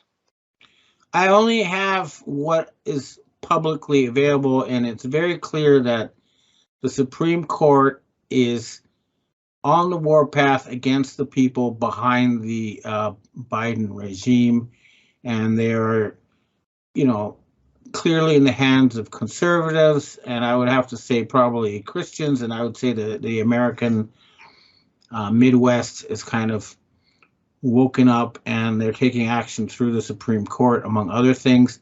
I know that Texas has now publicly gone and said the election was stolen. Wisconsin has followed. I expect this is going to be a snowball effect, and the fake Biden regime will be removed. But in order to remove that, they have to peel behind that, and they're going to find Obama. And then they go behind Obama, and they're going to find Pope Francis and the people behind him. And that's how far you got to go if you want to eliminate this Biden farce. And of course, the Rockefellers and Rothschilds. Next question. We have our last question today. What sort of scare events do you think are planned in the future to wake the people up to the fake cabal and Biden regime? I think we're going to see more and more escalations to the brink of World War III on many places, possibly Pakistan and India as a place, North Korea and South Korea. A lot of places, they're going to try very hard to start their, longed for World War III. And I think that's going to be a wake-up call when we have people realizing that we're on the verge of destroying the planet. And this may be what we'll see. But obviously, we can also see they're trying to engineer a starvation crisis. They're doing the space thing. Now I've been starting to see reports about talk about tsunamis and some kind of pole shift, magnetic pole shift event. So they're putting every bit of fear porn they can out there, and the best way to deal with it is to stay calm and ignore the BS and concentrate on what you can see in the real world. And when you see the screens pumping out fear and hate, but you walk the street and you see friendship and love, just turn off your screen and concentrate on the real world, and we'll get through this. All right. Thanks for tuning in, and I hope to see you again next week. Well, there's a lot going on in the world as usual, and I think that all eyes are in the Middle East, where we have Russian presidential avatar Vladimir Putin in Iran and American presidential avatar Joe Senile Biden in Israel and Saudi Arabia. Now they're fighting over something big, but I think at this point, before we go into what's happening in the Middle East, we need to look again at the overall world situation to put this in context. Basically, a proposal has been put to the nations of the earth and the United States, the United Nations, well, the United States too, that the UN Security Council, especially the permanent members of the UN Security Council, do not represent the people of the planet Earth. Remember, the UN, these are the people who have a veto on whatever the UN does. And the countries are France, the UK, the United States, Russia, and China. These are the victors of World War II. But 4 out of those 5 are European. And Europeans are now about 1 out of 8 people on the planet Earth. So clearly, the UN Security Council, as it stands now, does not represent the planet Earth. So the proposal has been to replace this with a group of 7 regions. One is Africa. One is North and South America. Another is Europe, including Russia. Then there's China. Then there's East Asia outside of China. That's in Oceania. Okay. And finally, there's the Muslim area or the Middle East. And a lot of people have at high levels of government agreed to this plan. So in Europe, the Russians and the British have agreed that yes, okay, a Europe united from Lisbon to Vladivostok would be a good idea. It would have the largest landmass of any of the 7 groups. All the Europeans could have cottages or dachas in the wilderness, so it'd be great. And of course, are the Khazarian would be world dictators. In the Union of North and South America, well, the Ibero-Americans agree. The problem is the Khazarian mafia-controlled governments of the United States and Canada are resisting this change, but not the U.S. military, I should point out. Now, the Chinese are on board, the Indians are on board. The area of Oceania and East Asia, that includes Japan, Australia, Indonesia, etc. The Russian presidential avatar, Boris Yeltsin, he went to Indonesia and he said, look, we'll build a new capital in Borneo for this region. So they're on board, but Japan is still an occupied country and it won't agree until a final deal is reached worldwide. But something has clicked in Japan. The post-war occupation is going to end here. The fake regime that they've had since the end of World War II will end. Now, the same is true of Germany, okay? Germany will once again become an independent country, and they'll get something like the borders they had before the end of before the beginning of World War I. So this is sort of the fundamental agreement. Okay, so now let's get to the Middle East. We have the people around Biden saying, "Come on, we gotta fight Iran. We'll fight to protect you from Iran. They're going to get a nuclear weapon, and we'll do everything we can, and we'll send you more weapons. So please, give us oil, right?" Saudi Arabia and Iran have all asked to join the BRICS group. This is the people to replace the current owners of the privately owned UN, IMF, World Bank. And so the new Middle Eastern region will now focus on a balance between the 3 traditional groups there, which are the The Turks are the heirs of the Byzantine Empire. The Iranians are the heirs of the Persian Empire. And the Arabs, the heirs of the Sassanid Empire. So these are three groups, and they're going to come up with some sort of deal, and that's what we're seeing. As for Israel, my understanding is that it'll be allowed to continue as a Jewish autonomous zone in that whatever new configuration. Now, these groups are not going to replace existing governments. What their job is to deal with stuff that's too big for a single government to do. These are things like the oceans, the destruction of natural ecosystems, the atmosphere, things that affect the entire planet. And the rules are that everything will be decided by majority vote. It's deliberately 7 so that there will always be a majority. And the veto will only be for that one region that vetoes. It won't be for everything. So right now, the way the UN is structured, if one country like the United States vetoes, as they have constantly on behalf of Israel, everything stops. It's dysfunctional, and that's going to be replaced. So that's the big story of what's happening. Now, there's a lot also going on, and I don't pretend to understand it all, but there's something happening at the various highest levels of finance. What is clear is that the IMF no longer has money. Okay? They couldn't help Pakistan. They can't help Sri Lanka because they don't have money. They have been cut off.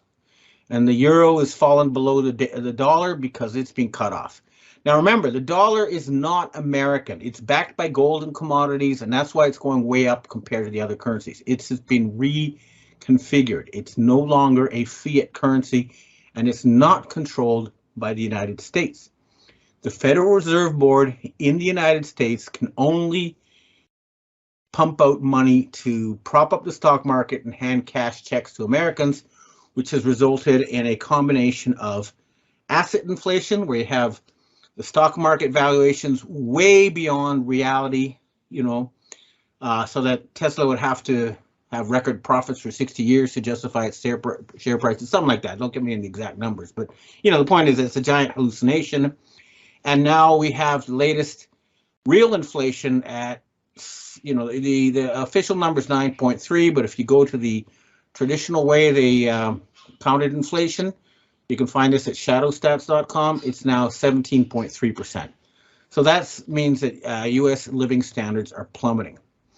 Now, in the meantime, what is the so-called Biden regime doing? Well, they are like a junkie who's taking his stuff to the pawn shop to get money for another fix. When I'm saying that, for example, the Washington Examiner reported that Biden sold 1 million barrels of oil from the U.S. Strategic Petroleum Reserve to a Chinese company that his son, Hunter Biden, was invested in, may still be invested in. And all these weapons stockpiles that have been built up, over the years, they are being sold. But the weapons aren't actually, most of them aren't actually going to the Ukraine. They're being sold. It's like a weapons bazaar. The Russians are buying some of them. The Syrians are buying them. The Afghans, everyone's buying them. It's like it's like they're taking their stack of, built up junk to the pawn shop and selling it to whoever at bargain basement prices. But of course, this is to the detriment of the United States military and U.S. security. So this is something that has to stop. And there's other things happening. Okay, so who are the people resisting? Well, one group for sure, it's the French branch of the Rothschild family. They are known by the name of de Rothschild. So please separate them from Rothschild from England and the Swiss branch. They're not working together anymore, okay?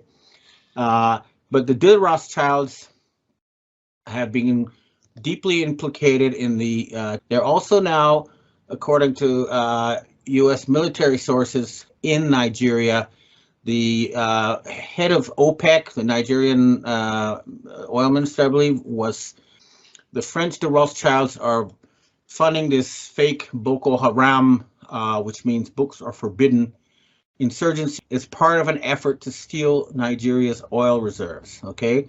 So the Nigerian military needs to understand that if they want to stop this, they've got to go to Switzerland and France and get the de Rothschild family if they want to, have peace in Nigeria and Africa as a whole, for example. So that's one of the things that's going on. Now in Sri Lanka as well, you can see that they've overrun the government offices. This is happening in a lot of countries now, and it's just begun in China. The reason for this is that the Chinese Communist Party, took the model used partly by Japan, partly by the Khazarian mafia for their economy, which is a debt-based system. And the result is something like 25% of all apartments are empty. And the prices were so high that it take an average worker 44 years of paying his entire salary to buy a house for his family to live in. In other words, the real estate market got way out of touch. And the reason why 25% of the apartments are empty is because the rich Chinese who own them think the value will drop as soon as someone moves in, because then they'll become used. So we have a situation where people cannot afford apartments, who actually need one for their family, and you have a bunch of empty ones. The system is dysfunctional. This is the largest asset class on earth. It's bigger than the U.S. Treasury market, and it's collapsing. And the result is that riots have begun, and the Chinese have shown themselves to be tougher than the Americans in many ways. For example, when the government of Beijing, they rebelled en masse, and the government was forced to back down after 2 days. Okay, and now they're doing the same with the payments for loans for these apartments. They're stopping to pay it. So they're imposing something, a jubilee, on China, and this is something that's going to happen worldwide, because the total world debt load is now over $300 trillion. And they say Jerome Powell, he's going to jack up interest rates and put an end to inflation. Well, when Paul Volcker did it, there was only 100 trillion debt. So this is 3 times more, and most of it's now concentrated in the U.S. It's going to lead to a social collapse and a revolution. My advice to American people and other people is to take your money out of the bank, get cash, get physical gold. Do not trust the numbers inside the computers of financial institutions. It's all going to fall apart. One last thing I want to talk about today is I was reading a bunch of reports by a guy called David Sale, who was some kind of high-level financial guy. It's all about the Chiasso incident of 2009, when 2 Japanese, and Mr. Watanabe and Mr. Yamaguchi, were caught with $134 billion of bonds. This was some kind of high-level agency move against the people who own or control the financial system at the highest level. That's what I understand. I actually met these people, Mr. Watanabe and Yamaguchi. Watanabe said he was sent by the emperor to cash a bond so that they could finance a tunnel linking Korea with Japan. Of course, the question is, why would a Japanese have to go to Switzerland to get permission to build a tunnel between Korea and Japan? You know what I mean? It revealed a lot. In any case, to make a long story short, the whole effort failed. The bonds were given eventually by Neil Keenan to a guy called Daniel Del Bosco. He went to the finance committee of the U.S. Senate, and they said we can't do anything. He went to the Chinese Communist Party, and they said we can't do anything. And finally, Ban Ki-moon of the UN said, I'll give you $100 million to go away. And apparently he took the bribe and went away. But it shows that, somebody who controls Ban Ki-moon, and that would be, the Rockefellers, Rothschilds, these people, didn't want this to come out. But, in any case, we got to remember what we're dealing with. The financial system is the process of deciding what we as a species do in the future. And it was hijacked by a family gang, what I call the Khazarian mafia, who wanted to turn this planet into a giant animal farm controlled by them. They wanted to enslave us forever and become god kings. This is, it's obvious in their own writing. And they're still very powerful. They still control a lot of the Fortune 500 companies. And they're still holdout in the area around Lake Geneva in Switzerland. So the Russian military campaign in the Ukraine is going to have to end up around Lake Geneva if this is to end. And I believe that the American military and the secret space program will help them in this endeavor. But overall, though, what we're going to witness over the coming months is a systems collapse. There's going to be a complete falling apart of the old system. And these people are not going quietly into the night. They're not, handing over control. They're not signing everything. They're going to fight to the last penny, to the last man. And so, we're going to keep the pressure up. But there's a lot of good news. They publicly assassinated Abe in Japan. And it's interesting that nobody showed up at his funeral because they knew he was just a traitor and a hired hand, not a real statesman. I think only the most senior foreign person to show up at his funeral was Janet Yellen, the criminal from the Federal Reserve Board crime syndicate. So that's a sign. But then we saw the fall of Boris Johnson. That was another big sign. And now, they are criminally indicting Emmanuel Macron. So Macron's down. And Draghi in Italy, he's lost political support. He's clinging there, but he won't be around much longer. And then the fake Pope Francis, the real one's long gone. He is not much going to be around much longer. So finally, it's coming down to when this fake Biden things. I'm hoping that the whole group he's with will be arrested when they're in Saudi Arabia. I hope the U.S. military there will take action and grab these criminals while they can, while they are vulnerable in Saudi Arabia, and put an end to this whole nightmare. But in any case, humanity will be liberated, and we are going to enter a golden age of unprecedented prosperity and harmony with the environment. But first, we have to get rid of the criminals who presided over a system that has caused massive destruction of the environment. We have wiped out more species than any time since the dinosaurs were wiped out 65 million years ago. And every country that adopts their system suffers from a decline in population. Their system makes people not want to have babies. So when China took on their system, suddenly their population, they had no more babies. The Koreans have no babies. The Japanese have no babies. The Europeans have no babies. They're anti-life, okay? They're destroying the environment, and people are losing their families. They're not having children. So that's a sign that something is very wrong. Hamsters in cages don't want to have babies because they're stuck in cages and they see no future. People who are controlled by criminals don't see a future where they want to have a family. That's the sort of bottom line thing. They are anti-life. They're wiping out both human and animal and plant life around the planet. They're destroying the oceans. They need to be removed from power, and we're going to do it. The International Alliance, the BRICS of the British Commonwealth, the Russians, the Chinese, everybody's on board except for these final holdouts. And this will happen. They're concentrating in the Ukraine. They're still in charge of the fake Justin Castro and the fake Biden, but they're almost finished. So, folks, hang on. Take your money out of the bank, buy things that really exist. Make sure you have access to food supplies and hunker down for the turbulence that comes when we finally and permanently remove these people from all levers of world power.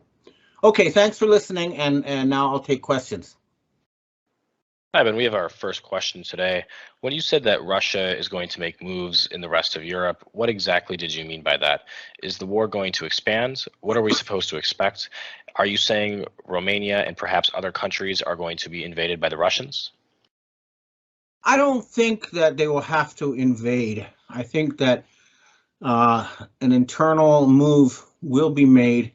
You can see this with the complete shutdown of the Dutch economy. You can see this with the French Parliament rejecting the policies of the election-stealing Macron.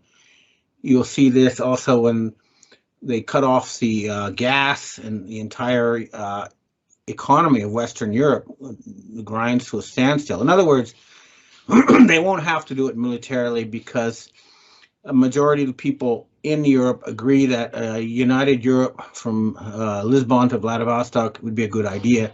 It'll be democratic, it'll respect human rights, and it'll be a very prosperous thing. People don't realize it, but Russia actually is a democracy. It's a European democracy, contrary to the propaganda you're seeing in the corporate press. So yeah, they're going to make a move, but it's not going to have to be military. It's the bottom line. Agreement. The British have agreed. It's basically just a few criminal holdouts who have bribed and blackmailed the top levels of the political system who are going to be removed, but it won't be requiring military action. This would be more of an intelligence agency and popular revolt type of thing. Next question. On February 26, 2022, it was reported U.S. Special Forces seized control of the nation's Strategic Petroleum Reserve after learning the criminal Biden regime had donated to France approximately 35 million barrels of crude, the equivalent of 5% of our nation's protected fuel supply. However, on July 6th, Tucker Carlson of Fox News announced that the Biden regime is selling SPR reserves to India and China. Are we to understand Mr. Carlson is spouting fear porn and the SPR is not being drained, but under the safe control of the military? I don't know for sure, but the last time I looked at the Strategic Petroleum Reserve numbers, it looked like they were going down this is the official results. They're draining them really fast. And the reason they're doing that is because there's an international oil boycott. In other words, the petrodollar that was built by Henry Kissinger is no longer functional. The Americans can no longer print dollars and get oil. And so even if they are selling oil to India or China, it's a good guess that they are using the money to buy a different kind of oil that's more compatible with their refineries because they need to pay cash. But I don't know the details. However, I do know that the entire U.S. economy is going to eventually grind to a stop because of this international boycott of the criminal fake Biden regime.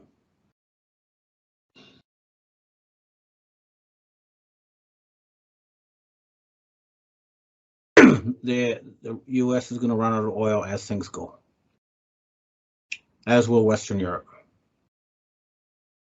Next question. Hi, Ben. My question regards the Masons. There's so much data about them. Can you describe their structure a little bit? For example, the difference between P2 and P3.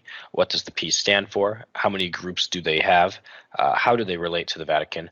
Also, can you elaborate on the 3 different popes I've heard about, the white, black, and the gray?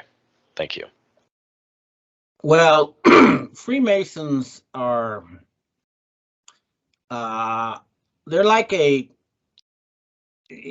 are many flavors. Okay, we'll start with that. They recruit people who are influential in different fields, and they bring them into these meetings where they informally decide stuff.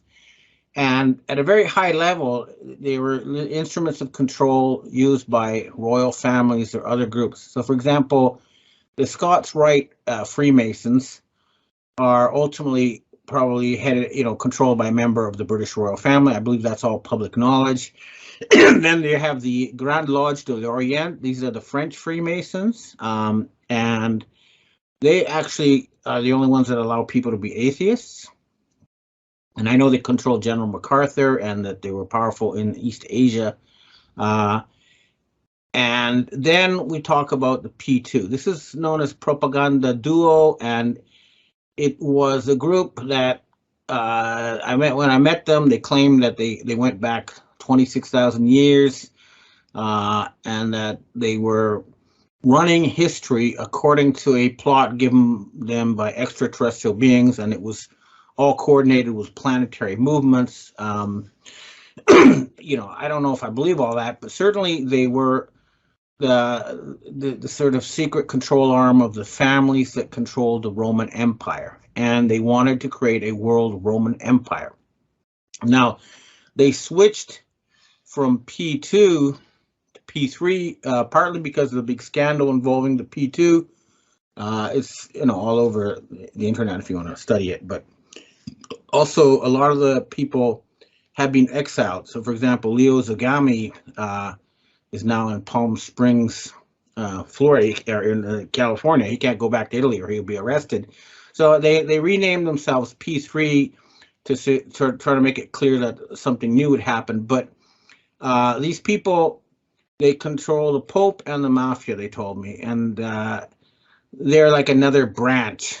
So, it's like having different church groups, different branches of Christianity. They're not all monolith. And most of the people think they're doing charitable work for the greater good, and that they have this special network of, people who are influential and they can meet informally. I think a lot of them are being manipulated right now, and they are not doing good work, which is what they think they're doing. So I don't know if that answers all your question, but they're like these collective group minds, and they're not a monolith. There's different flavors and branches, and they're not all united. That's what I could say about them. They're sort of like a chamber of Congress with a secret arm, and they do sometimes do things that involve violence and fake events. Like I believe the thing in Uvalde, Texas, there were Freemason cars all over the area there. That's what I know about them. They've different groups of them have approached me over the years, and I'm happy to have them work for the greater good. But I was never brought up in this whole business, and I think Henry Makow, he says a lot of stuff how they're being manipulated by satanic Jews, and they're being duped. And maybe you should read his site for more background on that. But a lot of the Freemasons are being fooled and they are being misdirected. There can be no doubt about that. Okay, next question. Do you have any information regarding the recent mite infection to a large number of beehives, which in turn 15 million bees were euthanized by authorities here in Australia? Was this another direct attack on the food supply? There have been a lot of clear efforts to cause a food crisis. We saw the release of, fungi that attack agricultural crops. We saw the release of army worms, which are probably some kind of bioweapon against the Chinese crops. And, we're seeing, as you know, they're burning the food processing plants. They tried to stop the export of grains from the Ukraine. So there is a group that is trying to create a starvation crisis, a big move in that direction.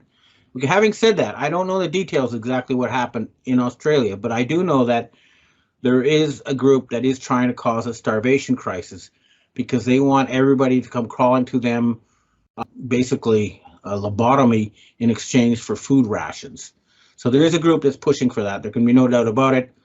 I don't know about the specifics of the Australian situation, but it should be looked into it. And if masterminds are found, they should be brought to justice. Next question. We have our last question here for today. What can you tell us about the comments that the president of Guatemala, Alejandro Giammattei, said about Biden, that he's allowing big quantities of drugs coming directly from Venezuela into the United States as an exchange for cheap oil? That would make sense. The Latinos, they call the CIA the cocaine importing agency, and certainly drug money has been a major source of financing for the dark hats, or what do you want to call them. And it wouldn't surprise me if they're now doing some kind of drug for oil deal. It's typical of what these people do. Now, the way to combat this, I believe, is to legalize and regulate drugs so that you minimize the harm. Nature has a way of dealing with drugs. So, for example, you can never kill yourself by having, opium. It's got to be refined into heroin. You can't kill yourself with coca leaves. All right. Well, thanks for tuning in, and I hope to see you next week. In the meantime, enjoy your week and watch the show as the world changes for the better.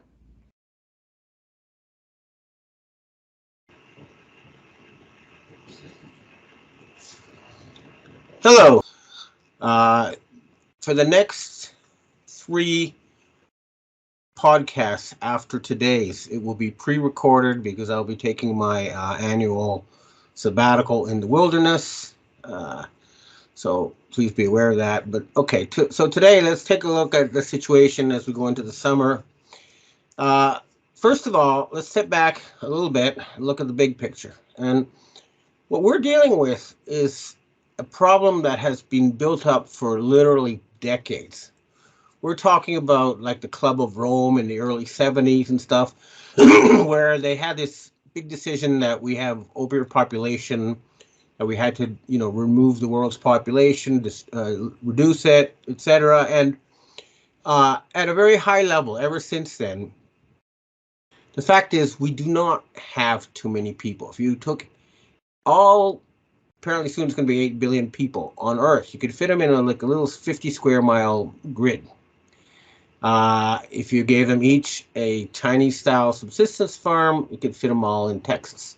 So what we're dealing with is incompetence in management, not overpopulation. There's no reason why we could not have, for example, 50 billion people and double the amount of nature preserves at the same time with competent management. This is what we're hoping to initiate once this old regime is gone. Now, the thing is that the people in power, of course, they're very clever, they're very powerful, very evil, and they're not going quietly into the night. We have asked them repeatedly and politely to help finance this new project, and they have responded with and God knows what else they have planned. And so, we really have no choice at this point. They are going to be removed. Now, I know a lot of them have been, but when you still see some goofball like Macron or Biden on everyone's TV sets, you know that it's not over. I've heard another announcement of the so-called actor being Biden. It probably means that they're going to put an end to that show, hopefully. In any case, the summer, we'll see things churning in a bit of a holding pattern, I suspect. And if we do it right, we can finish this autumn. It's happening everywhere around the world now. We notice the Dutch farmers have shut down that country for good reasons.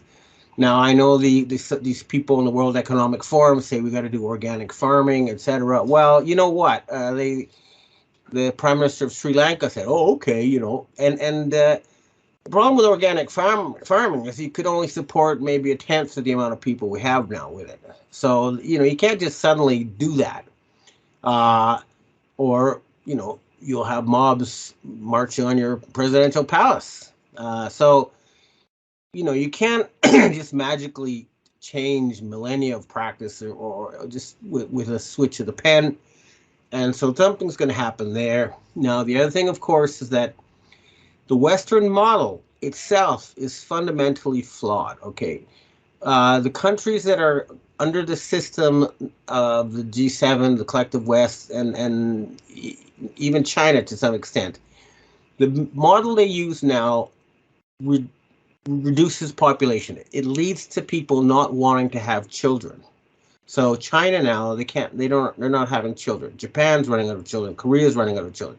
Any country that follows their model ends up setting up a system where people don't want to have families. And this is, of course, in the West, where the population is shrinking and it's not being replaced through, birth, through childbirth. The other problem with the model is that it leads to an incredible concentration of wealth in 0.01% of the population. This has happened especially since the Nixon shock of 1971, when they took the US dollar off the gold standard. What this meant was that a secret group was able to create money out of nothing, and they would hand it out, very secretly to their buddies and the elites. But essentially, it's theft. Okay, they're saying, okay, I've just put $1 trillion in this computer in the bank, and so everybody owes me $1 trillion, and they suck that $1 trillion out from the rest of the world. And this is the fundamentally flawed system that's now being dismantled. I did hear from a member of the Dragon family. This, by the way, is a European royal, not some Asian, okay? Who said that the gold has been taken away from the BIS and from the Federal Reserve Board, that they are no longer viable or functioning, and that something else is going to happen. Now, hopefully, if we get this all done right, this fall, we will have the fundamental framework for a new beginning, okay? And this is going to definitely mean a jubilee. It has to have a jubilee, okay? There's got to be a write-off of all debt worldwide, public and private.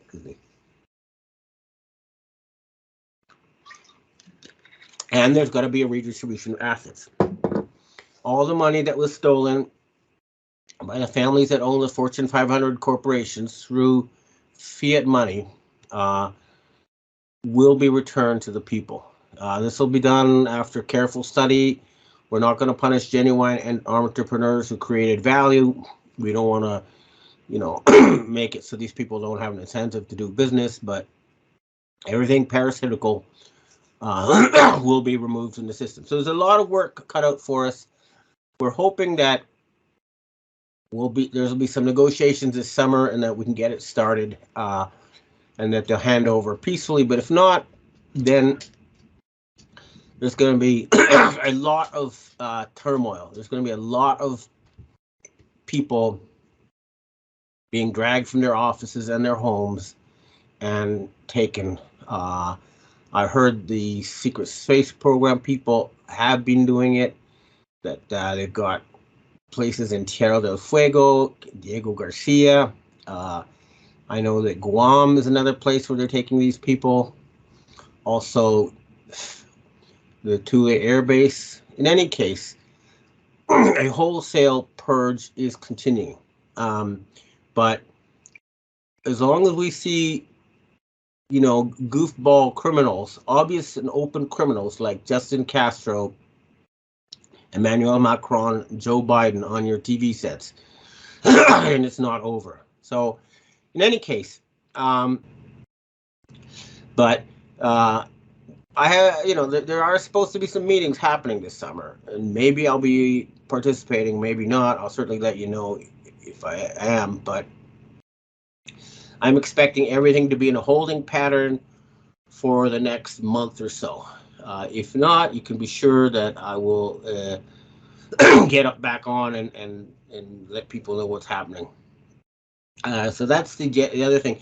Finally, I've noticed something that's happening to everybody I know. They've been hit by some kind of negative force. Now, you know, they used to say about like hallucinogens and these mind-altering drugs, you have what's known as a bad trip. So, for example, if you're feeling slightly uncertain before you take the drug, and then you get this bad trip, and it becomes full-blown paranoia. You know, that's the sort of bad trip thing. Well, I suspect that these people have some kind of electromagnetic technology that amplifies anything negative. So any slight problem with your tooth becomes a massive toothache. Any little, you know, thing in your throat becomes a full-blown lung thing. So there's some kind of huge final attack taking place. So please avoid negativity. The best way to fight a negative is with a positive, and hunker down, because, you know, these people must not be underestimated. Things blowing up in their faces. You can be sure they've got something else cooking. Please be careful. We're going to win this, but not by being overconfident or by being naive. These people didn't end up ruling the planet for no good reason. They're very, very smart. They're very, very evil. They're very, very powerful. But remember, They are concentrated in the group of families who own the Fortune 500 companies. We know who they are. We know where they are. We're going to keep going after them until we have full and total surrender. Thanks. That's it for me. You can see I've got a little bit of a lung thing from the air conditioner, but I'm fine, and I'll be a lot better after the summer. So here's wishing you all a good and restful summer, and we're going to have an autumn that'll probably be the biggest and best autumn offensive yet. Okay, now let's do questions. Hi, Ben. What about the new Marcos Jr. of the Philippines? Do you think he's one of the bad guys, or is he with some kind of alliance and will not allow the Philippines to turn into a slave nation? I've heard mostly good things about Marcos, that he's a member of the alliance, that he's going to help the planet. The Philippines, for years they've done exactly what the IMF has told them to do, and the result has been very, very bad for the majority of Filipino people. So we're hoping that under Marcos Jr., that country will finally get the prosperity they deserve, and that he is going to be working with the White Hats for a better planet. And that's in friendship and harmony with everybody, including China, India, everybody. It's no more us versus them. We're all on this planet together, and I believe that he's one of the good guys. My sources tell me he is, and now we shall see. The proof will be in his actions. Next question. As the cost of things in the United States seems to be rising at an increasingly alarming rate, do you think we are going to see gas prices hit $10 in the U.S.? I think that's a very realistic possibility that it could hit $10. Joe Biden went to Saudi Arabia to beg for oil, and he was told to buzz off. He didn't get any, okay? He's using up the U.S. Strategic Petroleum Reserve, but at the rate he's going, it'll run out by the autumn. So unless there is a regime change in the United States, a fundamental one, then yes, I expect it's very likely it'll go above $10, and that'll cause ripple effects throughout the economy. So there could be a lot of hardship until we get rid of these criminals who seized your government. Next question. Ben, you stated that it's a good idea to take your money out of the banks because the financial institutions are going to collapse. What about people that have money in credit unions? Are they unsafe as well? I think that the federal deposit insurance amount of about $100,000 will be covered by any new government, any new regime. Anything more than that, I don't care what sort of institution it is, you should have something that really exists. So real estate, physical gold, silver, cars, anything that really exists. And I've seen so many times when numbers on computers became worthless, or in the past it was pieces of paper. The example I always give is a friend I knew in Argentina who bought a house in 30 acres or hectares, I should say, for 10,000 pesos. A few years later, 10,000 pesos was the price of a pack of cigarettes, but didn't matter to him because he still had the house and 30 hectares. But anybody who had 10,000 pesos in the bank thought that they were set for retirement. Suddenly, they were out in the street begging. So think of that kind of scenario. Don't trust anything to do with the stock market, all that kind of stuff. It's been too dysfunctional for too long. Ditto crypto. I mean, it's just numbers on computers, folks. Let's face it. So yeah, concentrate on the real world. Next question. Adding to our last question, there seems to be a possibility of a housing market crash as well. What makes you confident in real estate as opposed to other commodities? Well, you see, say your house is worth $1 million and then it's worth $100,000. Okay, but you still have the same physical house. You still have the doors, the windows, the garden, the bedrooms. You know what I mean? So it's what you have to, decouple is all these numbers, and forget about the numbers and think about the real thing. Like, is the house comfortable? Is it big enough for your family? It's real. In other words, it'll still be there. Same with a car. If you have the car, you have the car. It'll still drive and it'll get you places. But if you have just numbers in a car stocks, they may be gone. So it's you gotta forget the numbers. It's a giant Babylonian con job. Putting everything in numbers, and then the numbers take on a life of their own as if they are anything except representations of things that really exist. So we're gonna have to have some bean counters come up, go through everything and find out exactly what the whole physical inventory is, and then start the system from that based on things that really exist, so that once again the financial system and the real economy will be very close together. Not like now where you have literally quadrillions and even bigger numbers in these supercomputers at financial institutions that totally dwarf anything that really exists in the real world. That is going to end. Okay, well, I think that's it for me today, and hopefully I'll be a lot healthier and happier and stronger after my holiday, and I wish you all a good holiday too, and enjoy my pre-recorded talks, and we'll see you in late August. Right, bye for now. Welcome back to the Mel K Show. I have one of my favorite guests and yours back with me today to give a little geopolitical update in planet chaos. Thank you for joining me, Benjamin Fulford. Thanks for having me on, Mel K. Always my pleasure. Well, let's get into it. Let's start with your piece this week. We had a lot, was chock full of stuff. One thing I did want to mention, because I didn't really see it in the papers anywhere, and you would think that since he was running the money for the monarchy all these decades, people would have thought that that was newsworthy, but apparently it was ignored. Do you know anything about that? Oh yeah, this is huge because it's de Rothschild, which means it's the French branch of the Rothschilds.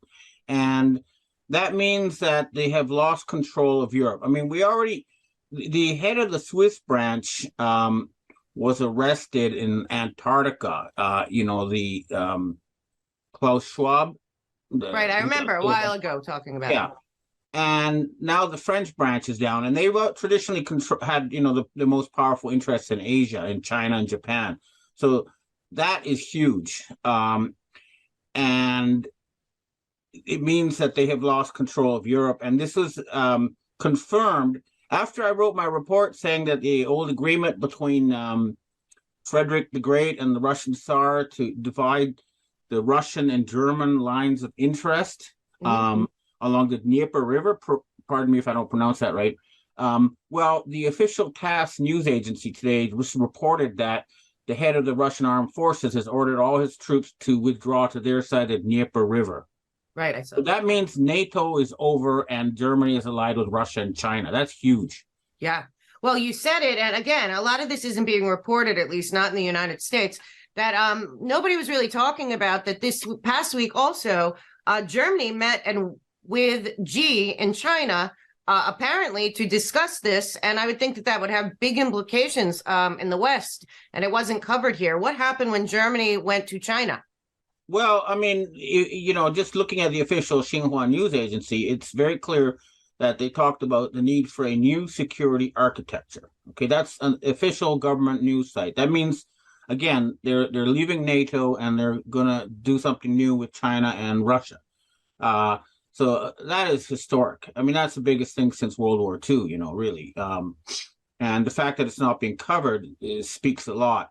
So the way I look at it now is that we're really down to just the Rockefeller family and their allies in control of North America. That's the last sort of big stand. And the other thing that's really big is that and this, I didn't see this in any of the Western propaganda news, but the Brazilian military has declared the election stolen. They've started arresting the Supreme Court and politicians and stuff, declared, official state of emergency, and they're pretending this didn't happen. But, the Brazilian military, unlike the U.S. military, actually had the cojones to do something about a stolen election, and they've made their move. And that's not being reported. So really, basically, what's happening now is the United States is their last holdout. And I urge any member of the U.S. military who's watching this, listening to this, is that you go up your chain of command until you identify people who actually support this blatantly stolen election. Right. And then you have identified them as traitors. Because, for example, in Arizona, real polls show that the Democrats only got 14%, but they're saying 51%. So the fact that they're letting this happen means they've been compromised. Either they're being blackmailed, or they're being bribed, or they're just so stupid that they shouldn't be in power anyway. So you need to start from the bottom up and purge the ranks. And you start with General Mark Milley, who's obviously compromised. But this is your chance to take back America. And today I'm wearing my Ottawa hometown T-shirt to say that Canada too has to be liberated. I know the government of Alberta and the opposition party are on board, but for example, and I know that the original Justin Castro is long gone, but the people using his avatar, they need to go. But it's just down now to Canada and the United States as far as planetary liberation is concerned. Yeah, and it's shocking because another place where you are is Japan. Japan seemed to kind of shift also recently, and that's not being covered, though I see a little bit here and there. What is happening in Japan? It seems that something's changed, and the government there is kind of undercover. You don't even know who's running Japan if you're not there. Yeah, well, I mean, it's basically the imperial family, but the Japanese, they never like to directly oppose you. They always say yes, yes, and then do the opposite. So, for example, they're saying, "Oh yeah, we'll boycott Russia, and so we'll ban Putin's daughter from visiting Japan." But then they go ahead and make a new oil deal with Russia. So, I know. Japan was the most confusing since the Ukraine war started of all the nations. But you see, Japan, they don't want this to be a one China show, right? Right. So they're they're kind of in a position to be a broker between the East and West, because they really are a hybrid at this point. And I think that's what's going on there. They're trying to reach a deal. And Japan had these huge naval exercises where you can see that the navies of all the really big naval powers, United States, England, Indonesia, and then South Korea, India, Canada, Australia, all these people came to Japan and said, okay, so what's happening is that at this point, if you look at in terms of just military power, the China, Russia, Germany group control the Eurasian landmass. Right. And the I guess it's called the Anglo-Saxon group, the Anglo-Saxon Japanese group, they control the oceans. So I think that, and underneath the surface, they're friendly with the Eurasian people, and a deal is going to be reached. So something, I think, historical is coming. Yeah, and there's some kind of you talk a little bit about Glencore. A lot of people don't know what that is, and also that other pipeline that kind of nobody talks about in the Eurasian mass that's happening. What is going on with Glencore? You see it once in a while pop up in the news, and then it disappears. What's happening with that? Because it seems to be a big marker of some sort. Yeah, I mean, Glencore Commodities is a Rothschild-owned corporation, and for about 30 years, they've been staging this scam, right, where, Iran's going to get nuclear weapons in a few months, so we have to attack Iran. And they raise up the tensions, and that causes the oil price to rise. And then they say, oh, no, I guess we can reach some sort of deal, and then it goes down again. And it turns out that they've been bribing both Iranian and Israeli government officials to keep this charade going for 30 years. They've been saying, in a few months, Iran's going to get a nuclear weapon. Right. But that now, last week I saw an article on Bloomberg where they pleaded guilty to flying African leaders around, or flying cash around to bribe African leaders, and paying like a $1.5 billion fine, which is nothing, because Africa has been losing more than $100 billion a year, probably closer to $200 billion a year in resources that are taken out of there, and they're not paying the international market price. They're bribing a few government officials who put their money in Rothschild banks, and then all these minerals and oil and everything else is taken out of Africa without benefiting the African people. So, just pleading guilty ain't going to cut it. They're that's not going on anymore. That's why a lot of African countries have invited Russian troops in to kick out these colonialists, these neo-colonialists. So, the obvious example is when they called in the Russians to kick the French out of Mali so that they could, run their own gold mines instead of having all the gold going to the French Rothschilds. Right. We had that in South Africa too, with the diamonds down there. Same people, I think, right? Yeah, and the diamond thing too, that's interesting. I don't see that, but right now, basically, a diamond, let's face it, it's carbon, okay? And it should be dirt cheap. And right now they've come up with technology to make diamonds that are identical to the mined diamonds for a fraction of the cost. And this De Beers diamond monopoly, it's got to come to an end. I think if they're kind of stupid to try to limit it to these little tiny stones on people's rings, because the potential is huge. For example, maybe we could have diamond windows on cars, or all sorts of things if you unleash that technology. This is an example of how these short-sighted people have been holding humanity back just to keep a monopoly on profits for themselves. Yeah. Speaking of that, go ahead. Yeah, go on. I was going to say, speaking of that, we have this week, again, not much fanfare, COP27. We talked a year ago about COP26 and the natural asset class, and how this Davos crew wanted to transfer, basically a wealth transfer, all of our money to them, so that then they could we don't nothing be happy. They take care of everything, even though they're causing everything. But now we're at COP27. We've got John Kerry there. I guess Pelosi's flying there now. And they want reparations for climate justice or something. What is going on at COP27, and why are we still playing along with this idea that this Davos crew should have any authority or control over anything? And yet it keeps going every year. And now they're talking about a new 10 commandments of climate. Here, what happened was that this goes back to the year 2000, the election where Al Gore had stolen by the Bush, right? They're the people I call the Khazarian mafia, the Satan worshipping elites, right. And they're not Jewish. I don't want to make that up. I know. Anyway, they split into two factions. Okay, one faction with the so-called war on terror in order to save the environment, and I got involved in the fight against them because they actually invited me to join them. And then the faction around Queen Elizabeth said, no, we can save the environment by putting a carbon tax and paying third world countries to grow forests. And then we can save the environment. And what's happening is that now that the Kill 90% faction has been decisively defeated, the other groups, they're sort of circling the wagons around the carbon idea. But the problem is, it's fiction, okay? Carbon doesn't cause global warming, and an agreement was reached at a higher level where, okay, so from now on, instead of carbon tax and all that kind of stuff, it's saying, all right, look, we did not create ourselves. Something else created us. So there's a creator. So the East and West have agreed that we will, respect the creator by respecting the creation. And so an agreement has been made. All right, we're going to increase the amount of life, more people, more plants, more animals, but you don't have to lie about carbon in order to do that.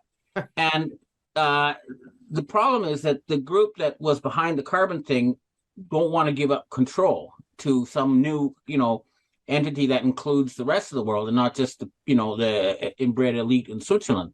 Right. And so they're kind of, this is their last little thing, but you can tell that the even the corporate media coverage is kind of low key compared to previous years. Yeah, So you can barely find it. Something fundamental has changed. And I think, this will be unfolding over the coming months. Yeah, I think for the first time too, I've seen a couple articles break through the censorship wall about CO2 and the truth about that's what plant life is based off of, and that the whole concept has been kind of like many other times in our lives. They needed a boogeyman, and they used the CO2, and it's just too many people are coming out and fighting back and saying this isn't true. This isn't real. They're basing all this off this. But again, they want another transfer of wealth. And you've been talking a lot about the actual wealth that is out there that is kind of a myth, and it's falling apart in real time. Yeah, I mean, there are two things. There's reality, and then there's a digital representation of the reality. And what's happened is the people who control the digital representation, i.e. the numbers in bank computers, thought this was reality, and they could control reality by controlling the digits. But and so they wanted to give everybody a number and a mark of the beast number and say, we'll control everything. We can see what everybody spends, whatever. But, the real world has rebelled against that, saying, no, we don't want these people to tell us what to eat or you know what I mean? Like all that kind of stuff. So and then they went off on a kind of giant hallucination with these derivatives and stuff. And I've seen numbers like outrageous numbers. Like the biggest one I saw was, I think, 46 zeros, which is like a decadecillion or something. Anyway, it's, you can take all the atoms in the universe and you won't get that number. You know what I mean? It's just ridiculous. But this was sent by the Vatican people, and it's just all these derivatives, even like, mainstream commentators are now saying it's like 2.5 quadrillion. Whatever, it's thousands or millions of times more than the real world, and this whole thing has got to be unplugged. And the problem is that the Western financial institutions, the central banks and stuff, they have been, dealing with the Asians, and the Asians agreed they gave them up to 1,000 times leverage. So they take for the big example was in the Lehman crisis in 2008. Remember the Rockefellers and Rothschilds, they went over to the Asians and said, look, we're going to change our ways. We're going to have this black communist guy as president, and everything's going to be good now. So please give us some more gold. And they bought 700 tons of gold, and they used that to create 750,000 tons of worth of gold-backed bonds. And this Lord Blackheath brought this up in the British Parliament. It's not a secret. But anyway, that created $23 trillion, and that allowed the Obama show to go on. That money ran out in 2020 in January. Literally centuries worth of goodwill built up by Western medicine with this giant lie, and that's blown up in their faces.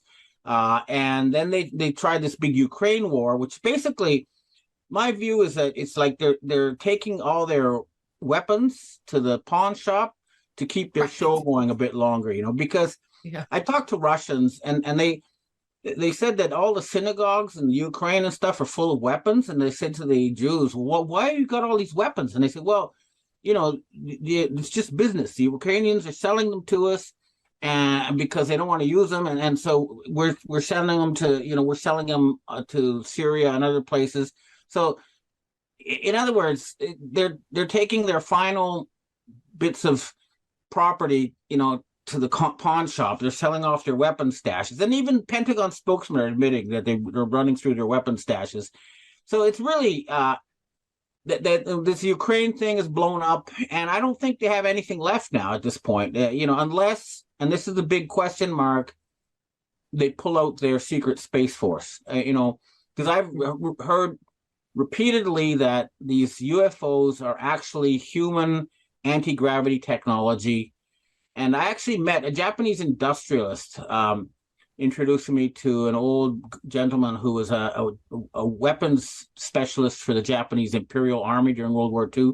And he told me he had ridden a Nazi flying saucer in Manchuria towards the end of World War II. And I've heard other people, and I keep talking. I've talked to these people who are connected to these guys, and I say, come on, if these are real, come out of the closet and start selling flying saucers to the Chinese and everybody else, and we can all ride them and get from New York to Tokyo in 20 minutes. Yeah, exactly. And I'm hoping they'll come out of the closet, but so far it's all just, videos in the sky. It's not here now yet, but I'm hoping it'll happen. Yeah, I mean, not that long ago, probably a year, in an interview, Jeff Bezos was talking about anti-gravity machines that he was working on with Blue Origin and all, and people, and that the people were gonna live on them, and then that interview got totally wiped off the internet, within 2 days. So something, it's like we're under some sort of quarantine, or I don't know, but and the other one that they're not releasing is hydrogen. I mean, all this talk about electric vehicles, it's, they banned studies, like it was a Finnish study that they tried to wipe off the internet, showing that there's not enough lithium on the planet Earth to replace all the cars with, electric batteries. Right. But the fact is, the Japanese have been working on hydrogens forever, and the technology is there. You can run cars on hydrogen. You can fill them up right away, just like gasoline, and they'll run for 800 miles or more. The problem is they can't centrally control it, because anybody with a solar panel can generate their own hydrogen. So that destroys their central control paradigm.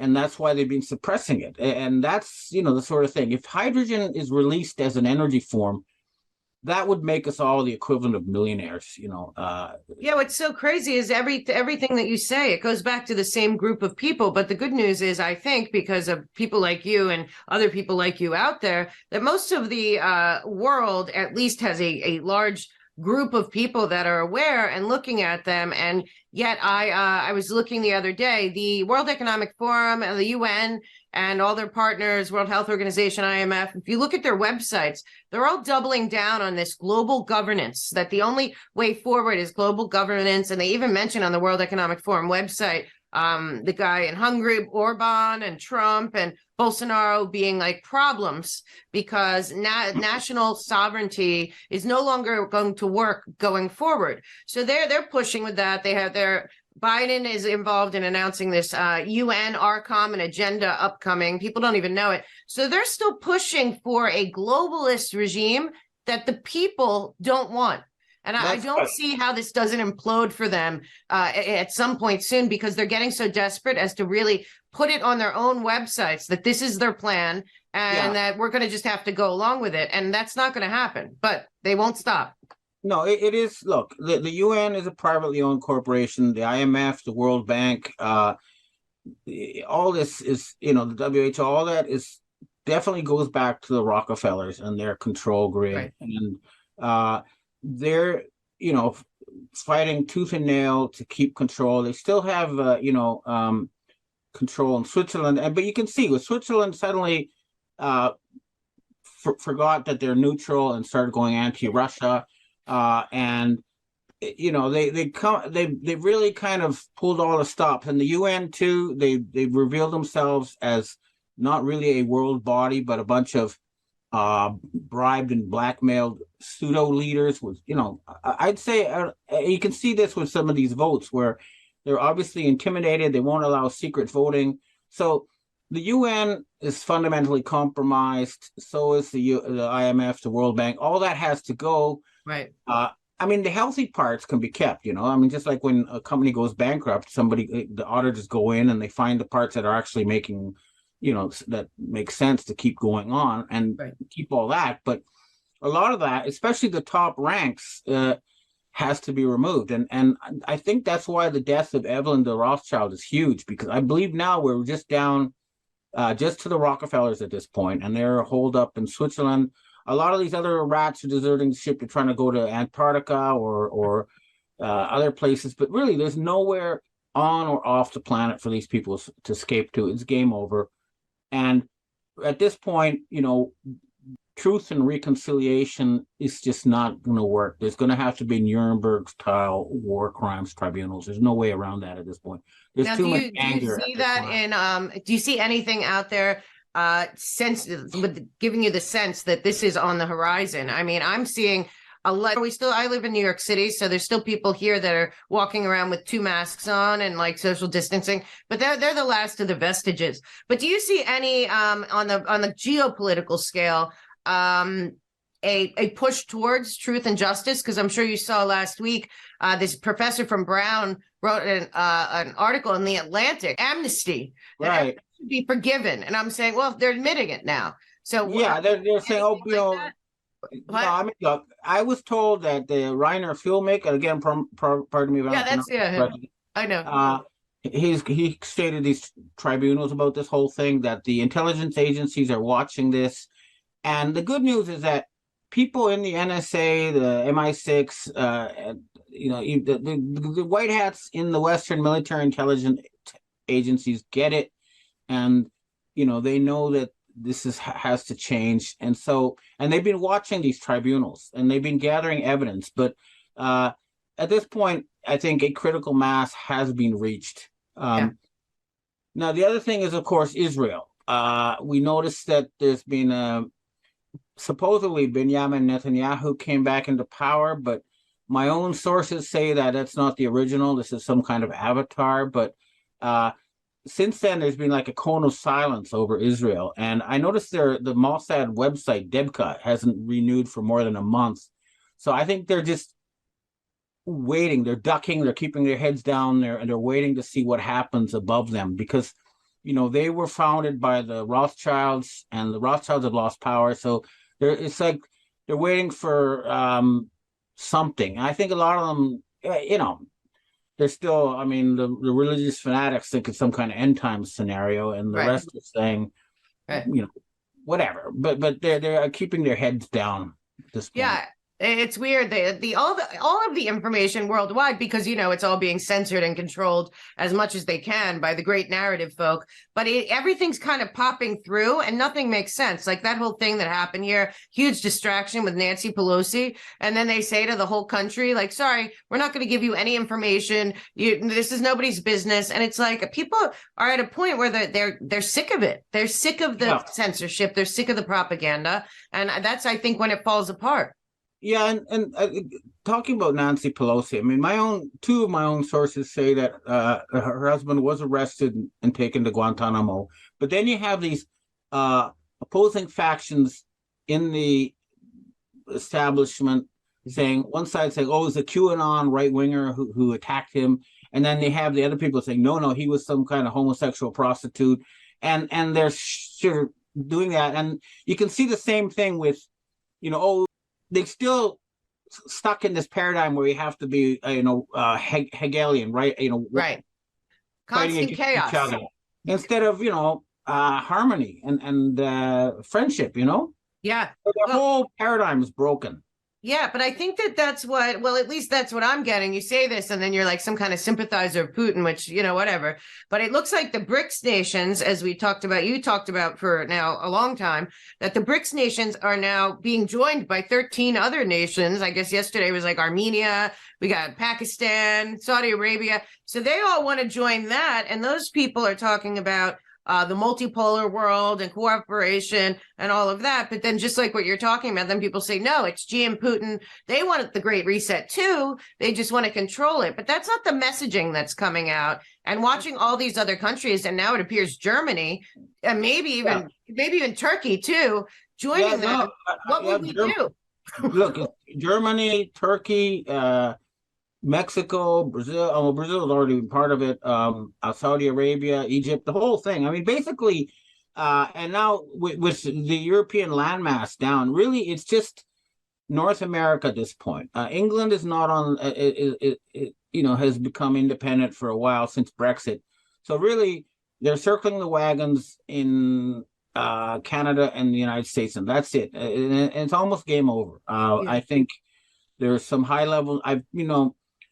I've been told there's some high-level negotiations going on, and I have actually been offered a diplomatic passport and invited to go to Switzerland to take part in these negotiations, but it hasn't happened yet. But if it does, I'll make sure it's public and not secret, and then everybody knows what's going on. Well, somebody's going to have to go report on it because the rest of the world is watching everything. And I think so many people, thank God, the internet worked in a lot of negative ways against humanity. But in this instance, I think it's worked in a positive way because there's too many people watching what's going on, and human beings that are human beings first, not whatever their nationality is, saying enough's enough. We just want, like, how can we move forward? The whole concept of the UN was to end wars, to collaborate, cooperate, have everyone have their prosperity and all, and it totally failed, but there's another way. And you've proposed many times ideas about this, and I've heard more and more about what you've discussed in the past here, which is regional cooperation, then global on the bigger scale. Yeah.